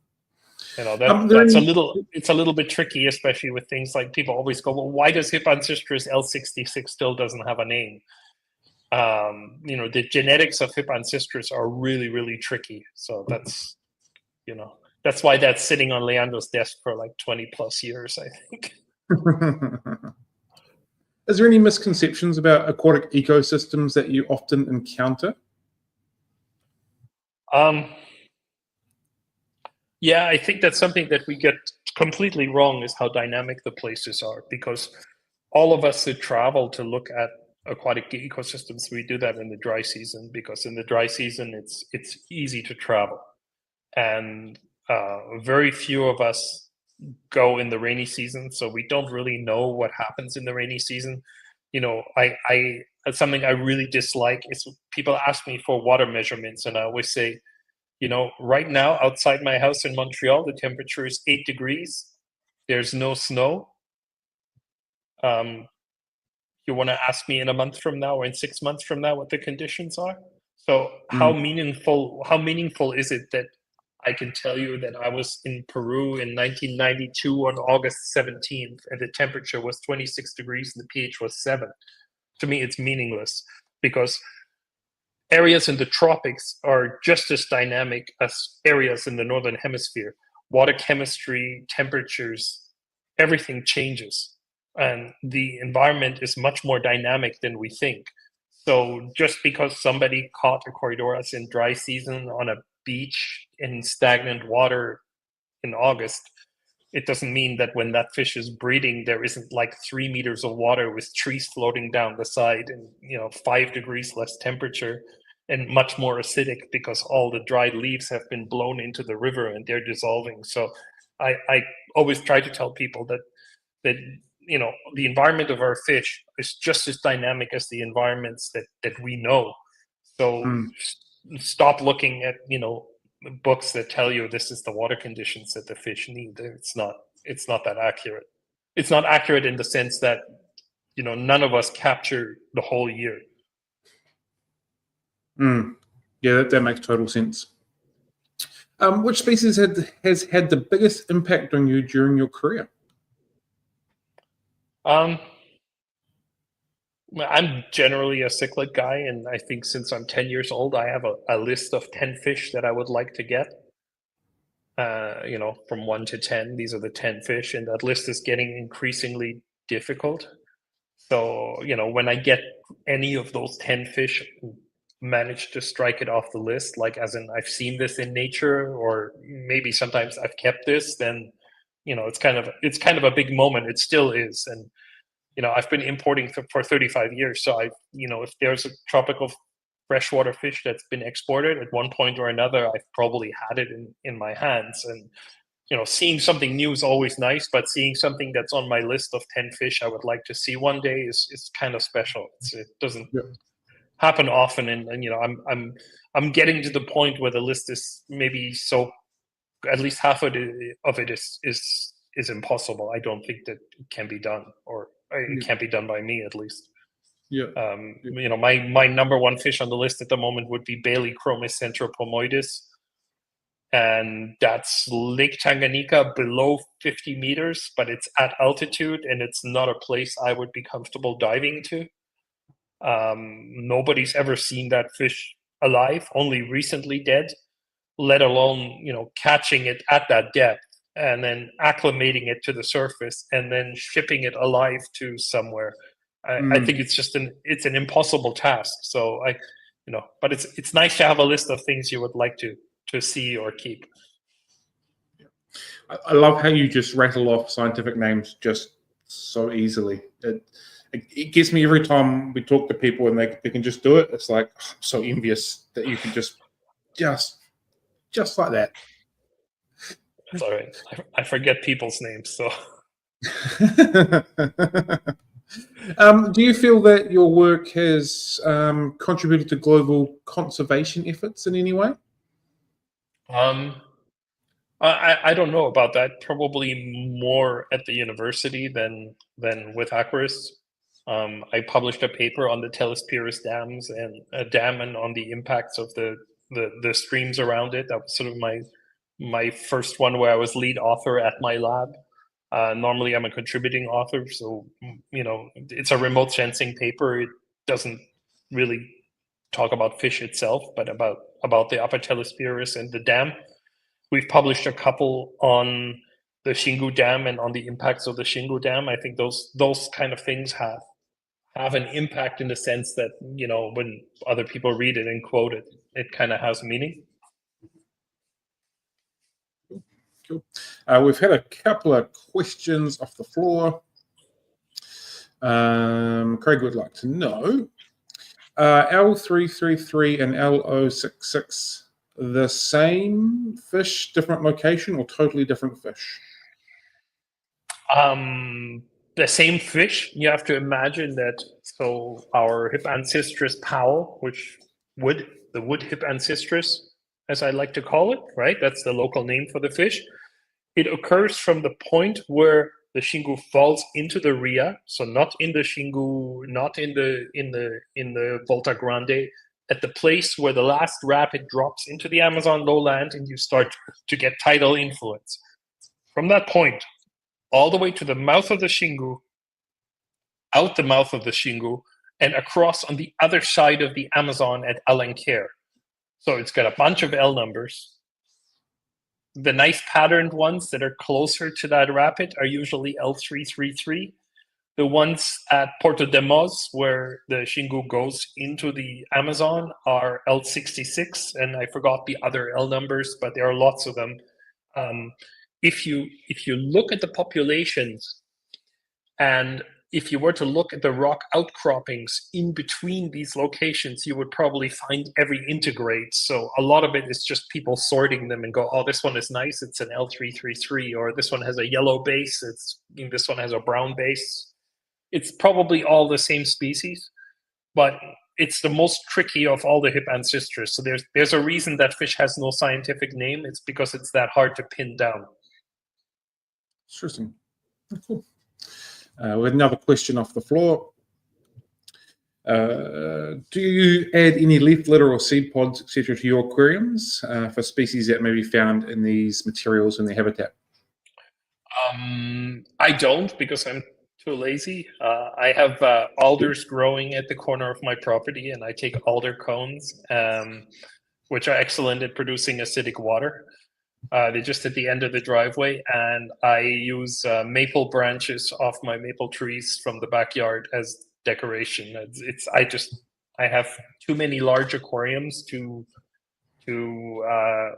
buy things for them, like rocks or wood or anything like that. That said, I also don't keep a lot of small fish, where seed pods would be kind of ideal. So I just don't have a lot of small fish here usually. I'm now curious, as you get a lot of large aquariums, how many aquariums do you have, and how big are they, and what's in them, and all the other good stuff about them? So my personal interest at the moment, besides cichlids, is a little bit Mileus and Leperinus. So I have all the sort of special anastomids, Gnathodolus, Synaptolaemus, Sartor, things like that. I think Gnathodolus bidens is one of the fish I spent more than 10 years looking for it, and it's one of the strangest freshwater fish I've ever seen. I made a video about it if people want to see it. So it's this weird anastomid that has a really narrow mouth, and then the lower jaw protracts forward, and it has little tentacles and two very sharp, like razor sharp little red teeth on it. So Wow. what it's doing is it's living under the boulders, and it's using the tentacles in the current to feel around for microinvertebrates, and it's then stabbing them with those two razor sharp red teeth and bringing them back into its mouth. And in the Xingu, there's no picture of it in the book because the environment that it lives in is so violent that you wouldn't be able to hold onto a camera, let alone dive there, because it lives. The local fishermen call it the crackhead Leperinus because it swims so erratically and in the strongest current where nobody can go. So getting that fish into my place was it's just one of those things. It's like, I got to see this in the aquarium one day, and then there it is. So I have got 12 of those. I have a lot of 800-liter tanks and a couple of 4,000-liter tanks. One is Xingu fish, one is being set up for peacock bass, and the third one is still empty, but it'll be Lake Tanganyika. So it'll be like benthic things, but not Baileychromis. It'll be benthochromous and things like that. So, and in the office, I've just set up a 500-liter tank that's going to be Mouth Almighty. So it's going to be the new Glossamia species from Papua New Guinea, which is essentially an Australian cichlid to me. So, how do you maintain all of these aquariums? Are you manually working in them, automatic setup, water change setups? How do you go about all that process for yourself? Yeah, most of the tanks are interconnected, and they it's one water change and it's one pump, and it's not that much work. It's also the building is insulated and it has floor drains, and I think floor drains are the key to keeping a lot of aquariums. Yeah, cool. With another question off the floor. Oops. Oh, there we go. What is a wow moment that you've recently had regarding fish keeping? Whatever sort of comes to mind first. Yeah, I was in Japan at a public aquarium, and it was like the first. I find like public aquarium fish usually look terrible because they're feeding gel diets, and they're feeding a lot of gel diet, and the fish are all obese. And I know freshwater fish quite well, but going to the Gifu aquarium and seeing 40, 50 endemic Japanese and Korean fish that I couldn't identify by scientific name, that was pretty cool. But what they did that I had never seen before was an aquarium with the giant fish of the Mekong, which are all prone to getting fat and being overfed and stuff. So they had this aquarium with Cutla siamensis, which get like 2 meters long, and with the Mekong giant catfish, and the fish they had are all over 2 meters. So it's this just massive aquarium with these giant fish, but instead of them being just obese and sitting in the corner, they were all swimming around and super healthy. And I was just like, like that is so difficult. I have seen so many large fish tanks with big fish, and I've never seen one where I say, "Oh, these fish look like they're going to live 10 years from now." Yeah. So I think that was wow. Also because I have seen these fish. I've imported Cutla like a long time ago, but I'd never seen like one that was bigger than me, and it's just right up against your face, and the aquarium, the glass goes right down to the bottom. There's a YouTube video on my channel that has that aquarium in it. It's just, when you're standing in front of it, it's just shocking. It's just, I'd like, it's so difficult to do that, to keep all these big fish and keep them lean enough and have the water clear and have them all like not with deformed bodies and stuff after a few years. So that was, I think, the most impressive. In one of your videos, you mentioned, I think it might have been Corridorine Mate. You're mentioning that you were in the wild recording it, and when they noticed you were there, they'd shoot off and then they'd come back in 12 minutes time. Yeah. Was it like every time they'd disappear for 12 minutes and come back? Or was it in and around that kind of mark? Yeah, it sometimes it takes a long time. It depends on the structure of the habitat. So fish behavior is largely tied to how complex the substrate is, right? The more hiding places and the more structure you have on the bottom, the more likely you are to encounter. Sorry, I have to figure out how to turn this off. 1 second. I can't. That's all right. The more structure you have on the bottom, the more comfortable the fish are going to be. We all know that. The more hiding places you have for your fish, the more plants, the more likely they are to hang out at the front of the glass. So the Corridorus Mete habitat, you have the water coming off the last hills of the Andes, right? So it's coming kind of fast-paced, cold water. It's coming down the Andes. And then it goes into these channels. So in the dry season, 2 meters wide, a little bit of riparian vegetation, and just sand, right? So if you have a situation like that and you have this school of Corridorus on the sand, and then something my size displaces that much water in one shot, it doesn't matter which way you turn because the habitat is too narrow. So, just the profile of my dome port and my shoulders is displacing a ton of water. So when you make a movement, the fish, of course, they flee right away into the riverbank or into a curve where there's deeper water or something like that. And then you have to sit still and wait, and eventually they will come out. But then, any movement that you make, again, you're displacing a lot of water, and they're like, well, this is not normal. Something is happening, and they disappear again. So that's the main reason. If you were in a bigger habitat, where the water is flowing and you're facing, sideways like a log, or you're jammed behind a log, and the Corridorus are swimming along the log, they probably wouldn't run away. But when you have that situation where there's just sand, the fish become very shy. So do you encounter that with different species of fish when it's more of an open, plain type environment, or just particular them? Yeah, I think in general, anything that's pelagic or living like in an open area like that is going to be a little bit more shy than something that is naturally more hidden. I mean, apistogramma are famous for that, or cranicycla. They will nip at your fingers and at your feet. Also, just touching back to what you were saying before about the public aquarium and being the fish that were overfed, I think you said it was the black sausage pike feeding only once a week. Was that what it was? Yeah. In your video? Yeah. And how people will overfeed their fish because they're not sort of replicating environments or natural feeding. Can you talk to that a little bit? Well, I think if you watch any documentary about predators, you'll see that the documentary crew is watching a lion for a week and it makes one kill, right?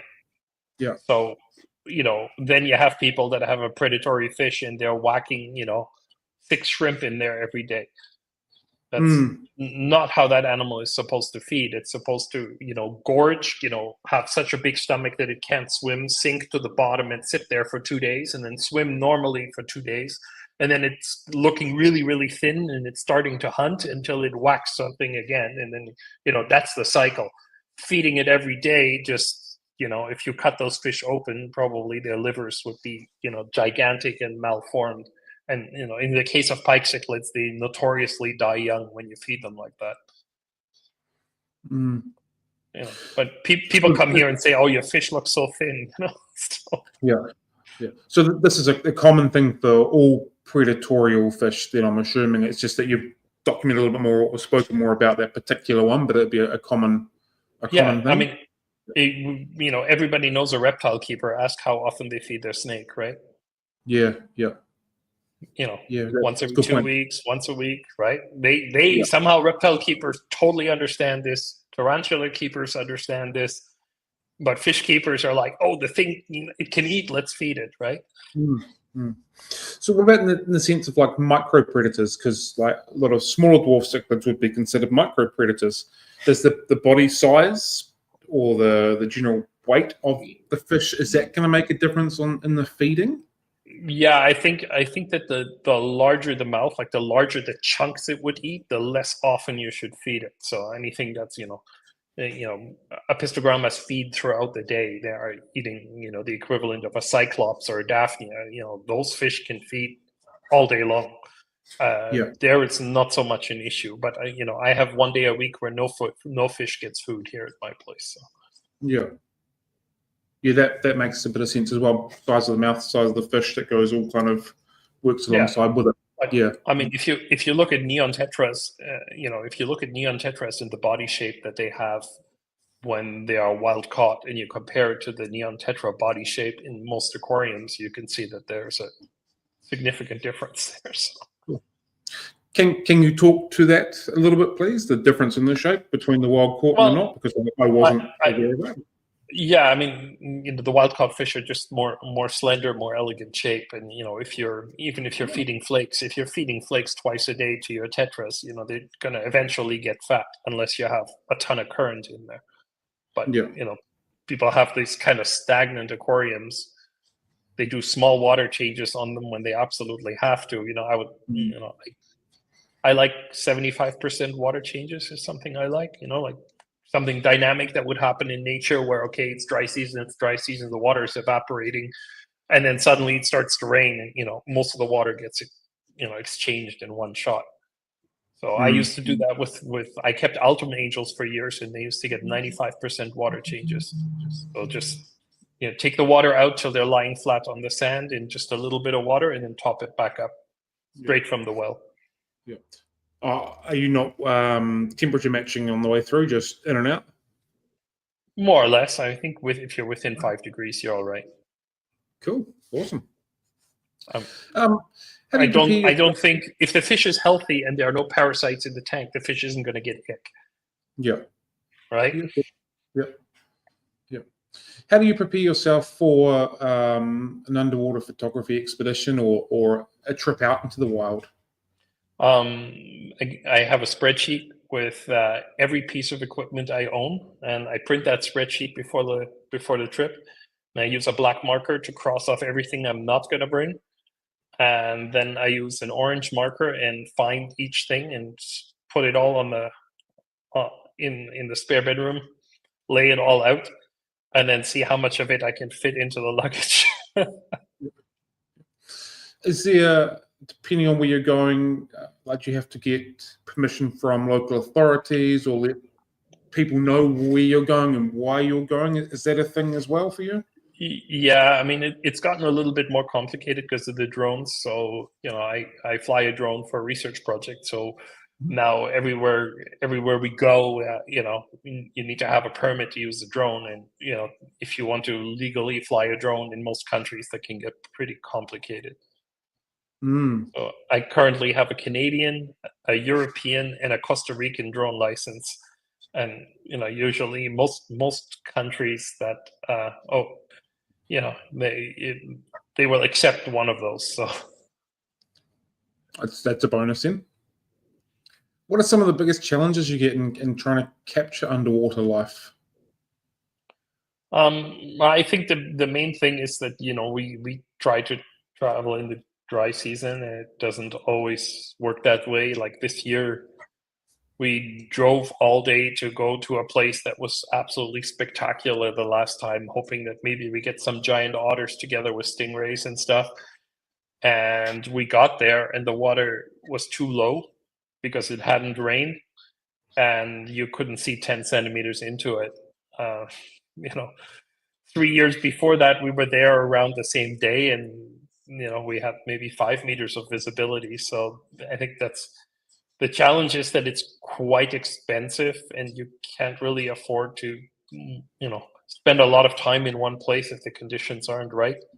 Yeah. So, I I guess it's think the like old sometimes we probably, when we did the Shingu book, we found there's a river called the Rio Fondensteinen. It's in the western slope of the Shingu drainage, and we were going somewhere else, but there was no villages, no place to stay, nothing. There's just a road that goes through the forest, and there's this one log bridge that crosses the Rio Fondensteinen, and we didn't have time to get into that river, but it looked absolutely spectacular. I mean, crazy fast flowing with plants and, jungle over the top and everything. And I would have loved to get into that river, but sometimes it's just like, yeah, we don't have time to stop here, and we don't have the right equipment. It was one of those places, like if you get in the water under that bridge, if you don't have a boat, you might be trekking back through the jungle for a day because the water is so fast moving. I've never seen anything like it. It was just, yeah. It looked like a rain gutter running through the forest, but would have loved to have taken photos there underwater.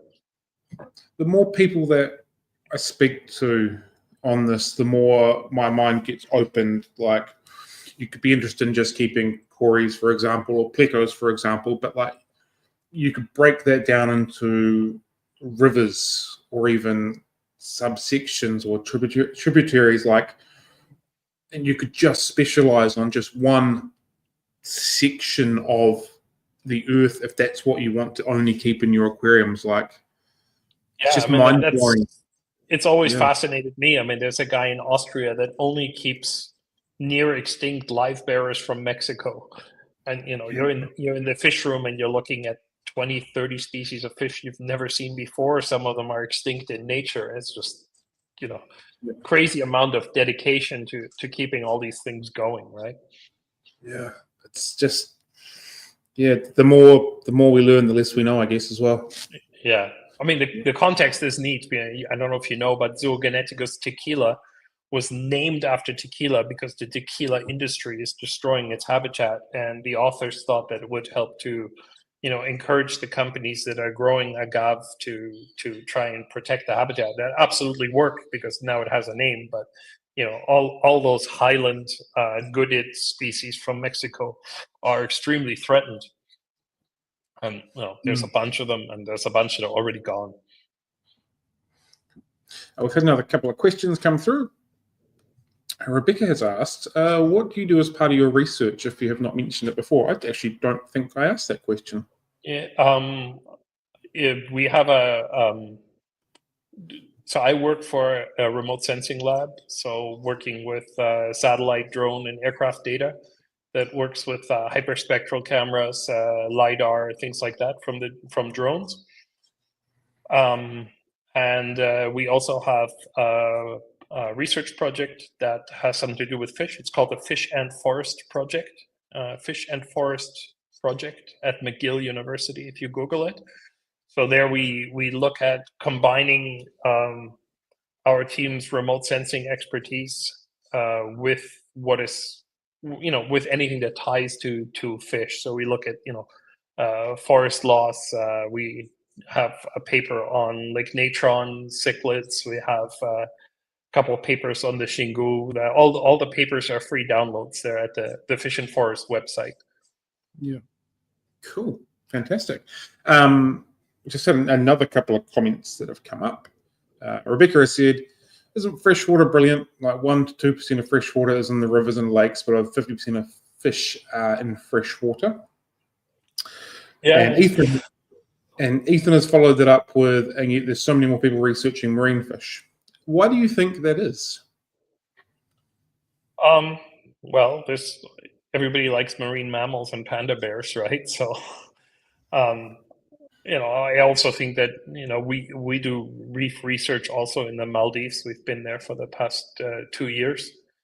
I think that reef environments are so threatened and it's high profile. I think it's really easy for people to find research money with for topics that are sort of in the mainstream media, right? You hear every day global warming, ocean temperatures, reefs are disappearing, corals are bleaching and stuff, right? That's sort of the hot topic, right? We're not mentioning so much that there are a bunch of gray little life bearers in the Mexican highlands that are going extinct, even though the causes are probably identical. Very similar, yeah. Yep. You think part of that could be because we look at marine life as a human food source more than like freshwater life, and we're thinking if this area gets destroyed, how are we as humans going to continue to be able to consume that compared to the freshwater side of it? A lot of rich people are divers. True. And yep. a lot of rich people are duck hunters, which is why wetlands in North America are pretty well studied also.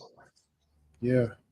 Right. So Ducks Unlimited is funding all kinds of research, but essentially it's a lobby group for hunters, right? Not that there's anything wrong with that if it protects wetlands. I'm just saying that freshwater fish don't quite have the lobby, and a lot of the tropical freshwater fish that are disappearing are in countries where they are not necessarily welcoming people doing research.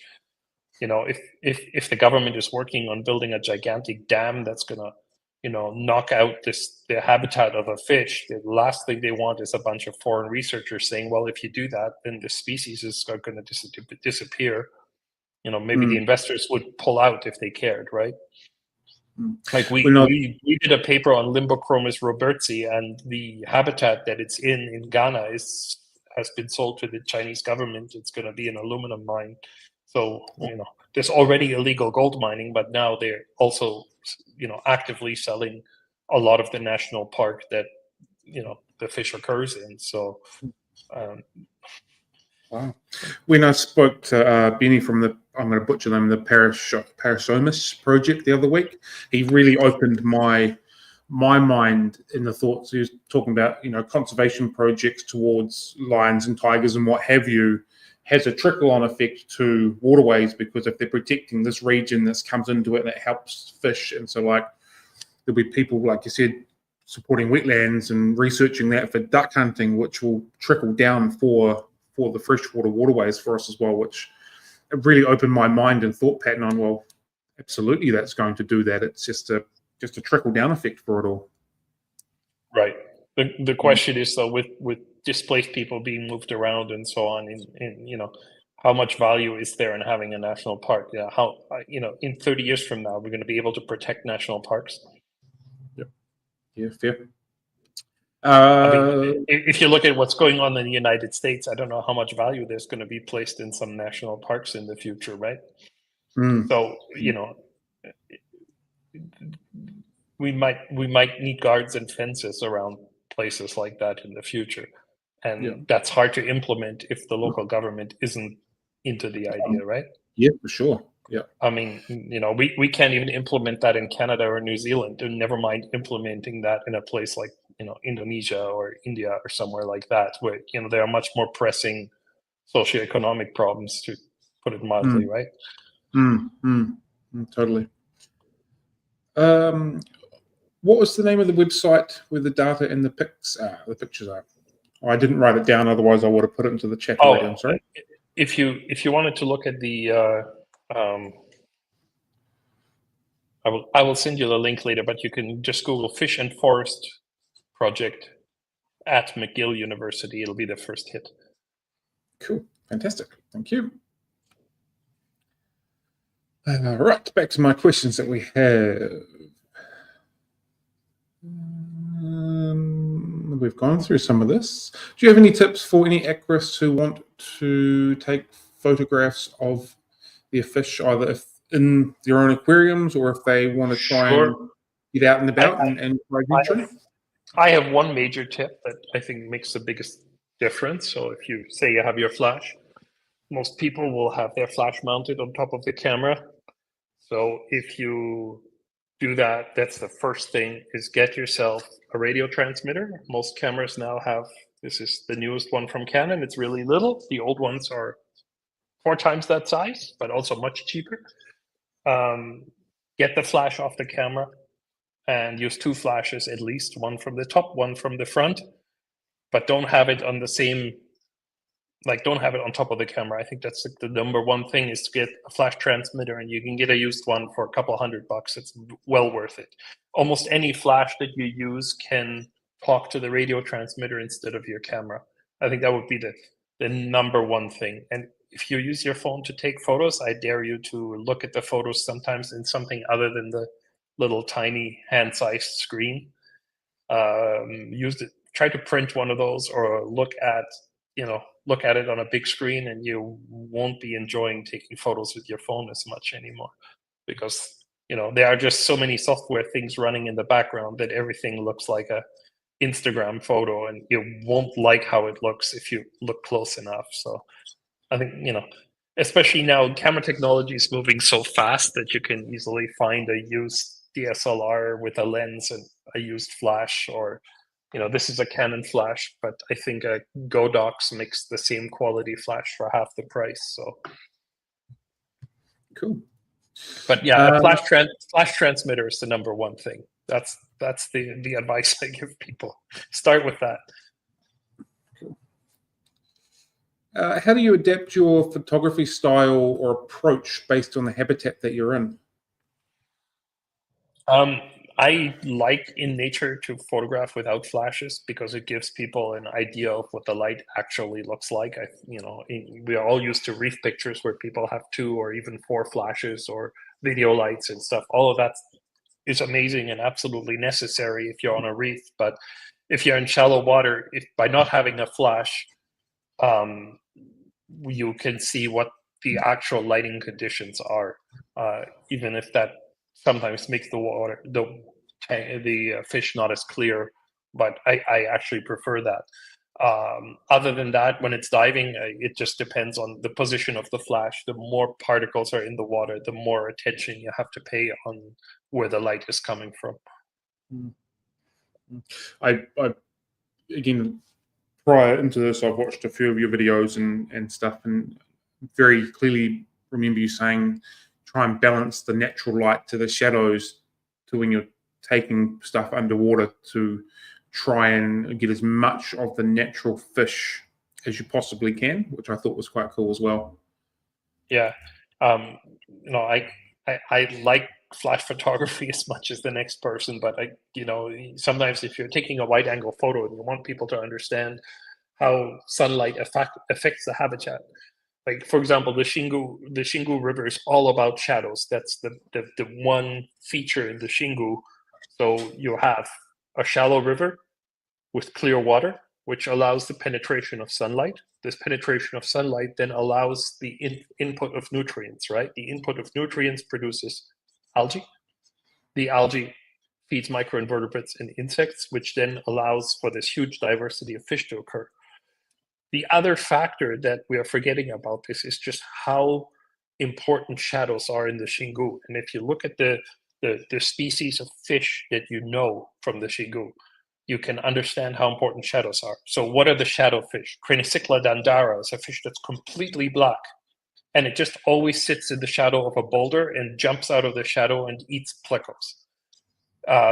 that species has a sister in the tocantins called Creticycla cametana. It's a completely black fish that does the exact same thing. That species has a sister in the Tapajos River, which is an undescribed black Creticycla that lives in the shadows, has a huge mouth and eats plecos. Teleocycla preta, preta is the Portuguese word for black. It's a completely black, very large Teleocycla species that lives in the shadow of boulders. Ancestors ranunculus, completely black, and so on and so forth. So you have all of these fish that have evolved to live in the shadows and then match the color there by being completely black. So I think that that's something definitely to think about, and you don't really understand. If I take a picture of a Cranicycla dandara sitting under a boulder and I have two really bright 4,000 Kelvin lights on it, you'll never understand what the purpose of that black color is. You've once again blown my mind just in that last 2 minutes. So again, as we touched on before, substrate color, fish blending in, black color fish sitting in the shadows, it's just, again, opened up more questions and more thoughts on colors and patterns and natural environments and what they are there for and why they're designed like that. That's, I'll need to take a wee moment later on and sort of rethink through that, I think. Yeah, I mean, we see that on reefs too, right? The fish that are permanently living in the shadows of the reef are usually completely black, especially the predators. Yeah, wow, cool. Are you a biotope aquarium type keeper for your aquariums at home? In the sense that, I try to keep all things that are from the same habitat very much. Yeah, so, and mimicking as much as possible. Yeah, like I wouldn't keep a giant danio as a dither fish with a South American cichlid. That's like sacrilege. But if I have a leperinus in with my geophagus, they have to be from the same river system or ideally occur in the same habitat together. I try to take it to that level. But there are ancestors in my Lake Tanganyika tanks to keep the algae down, so it's not that extreme. But I certainly I'm certainly interested in community tanks with things that come from the same place. Yeah. Are you trying to sort of like you've been out here and replicating as much for your own personal enjoyment, or these are absolutely fish that I need to keep, sort of thing? Yeah, I think that's sort of the ultimate challenge. Like sometimes you take a photo of something in nature and it's like, let's see if I can kind of recreate that same scene, right? You have a big boulder and then there's a bunch of leperinus grazing like on the underside for algae or something like that, I try with like Sartor respectus is like a fish that I spent years, trying to get, and now I have a bunch at home. And in the Shingo, it's one of my favorite fish. It's another shadow fish. It's completely black. The fins are red, but dark red.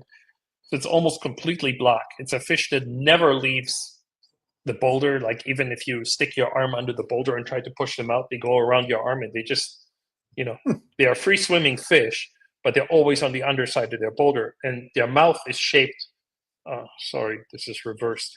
Their mouth is shaped backwards like this. So if the current is coming from here, their mouth is like this. So if there's an algae here, they can grab this algae because their mouth is facing backwards. But if they want to eat something that's on the ground, they actually have to flip upside down. And it's an absolutely crazy fish. And it's a lot of fun to try and create an environment where they're comfortable, because they never leave that boulder. So when you set them up in an aquarium, you have to have overhangs because otherwise you just never see them. They just, if you have two pieces of slate that are sitting on two rocks, they'll just be underneath the whole time. So I try to create an area where the current is pushing underneath a boulder and you can see from the side, so you can actually see them swimming there. Cool. Ethan would like to know, have you had any success in reproducing any enstomidus or know anything about their reproduction in nature? I haven't, so I think that's a really, really interesting topic. Let's take the zebra pleco. why do so many people breed the zebra pleco? It's not easier than other plecos. It's just so many people are trying, right? Mm-hmm. So, how many people worldwide are trying to breed anostomids? There's a few people that are breeding the big ones by injecting them with hormones, because they are popular food fish. But a lot of these large leporinas migrate, so they undergo a huge migration where they all together swim up the river and then spawn at the top. And I've had them lay eggs in the tank. I haven't managed to raise anything. But these smaller species, like the genera like Petulanus, Synaptolemus, Sartor, Gnathodolus, Pseudanos, and Anostomus, so all those seven small genera of anastomids, they are localized. Sartor doesn't migrate, just stays under that same rock throughout its whole life cycle. So theoretically, it should be breeding there. I haven't managed yet, but it's certainly something I would like to understand to see if it's possible. Cool, awesome. So that pretty much brings me to the end of my structured questions that I had for you. I do apologize. Most of my questions were based on photography, plecos, and your book, and probably didn't really touch too much on cichlids. I apologize. Not a problem. Is there anything you want to, before I sort of go into the last part of the interview, anything about cichlids that you want to talk about, particular species you're fascinated about, just really need to tell people about? No. Well, yeah, Glossamia. Yeah, absolutely. People need to hear about this because it's so messed up. So, marine cardinal fish that we all know from the reef. The Banggai cardinal is, one of the most popular reef fish. Well, marine cardinal fish have some freshwater species in their family called Glossamia, the mouth almighty in Australia. And some of them are really, really colorful. And that's my next thing here in the living room, is to try and keep these mouth-brooding freshwater cardinal fish, so that, I want to see what that looks like when it's mouth-brooding, because, the cardinal fish kind of have these masses of eggs that they can't close their mouth that are all clustered together. And I just wonder what that looks like in freshwater. So, are they a similar look, shape, or are they a little bit different? No, they're very similar in look. Very, very similar. I mean, Apogonidae is not related to cichlids, but it looks pretty similar. So, and cool. Yeah, the Banggai cardinal is extreme even by cardinal standards. But if you look at the pajama cardinal, that most common cardinal in the marine hobby, that one looks a lot like the freshwater species. The freshwater species are a little bigger, but other than that, looks very similar. So it'll be interesting. That's the project starting this week. The fish are coming this week. So nice one. Very cool.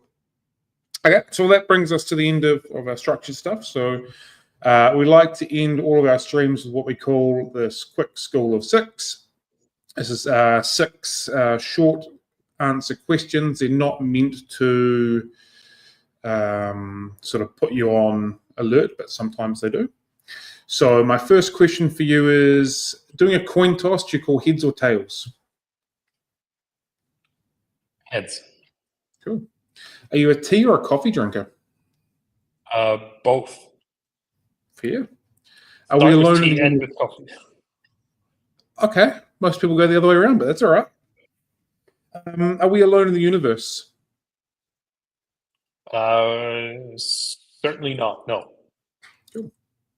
If you could have a meal with someone alive or dead, fictional or real, from any point in time, who would that be? Darwin, because probably one of the more conflicted people. Cool. Paper, scissors, rocks. What's your first call? Rock. Cool. And what is a unicorn fish for you that you've already sort of had a wee conversation? This one that you'd want to take photos of, keep, spawn, just find in a waterway. What's that one fish for you that just keeps eluding you a little bit? Partyglanus. Cool. All right. And my last question for you is, where can people find you or your work? If they want to know more about you or what you've done, where can people find you? YouTube is / Amazon Below Water, or from belowwater.com from my website. I'm myself on Facebook and easy to find there too. Cool. Well, that's all that I have for you. So thank you very much for your time today. It's really appreciated. The wait was 100% worth it. I'm very thankful. Sorry about the complicated. It's okay. Thank you very much. So yeah, and thank you very much everybody who's been with us today. I'm sure there's plenty of people that have taken some fantastic knowledge and information out of this. I hope you have a really good day and a really good afternoon or wherever you might be. So have a good one, team. Happy fish keeping, and catch you later. Thank you. Thanks for having me. Thank you.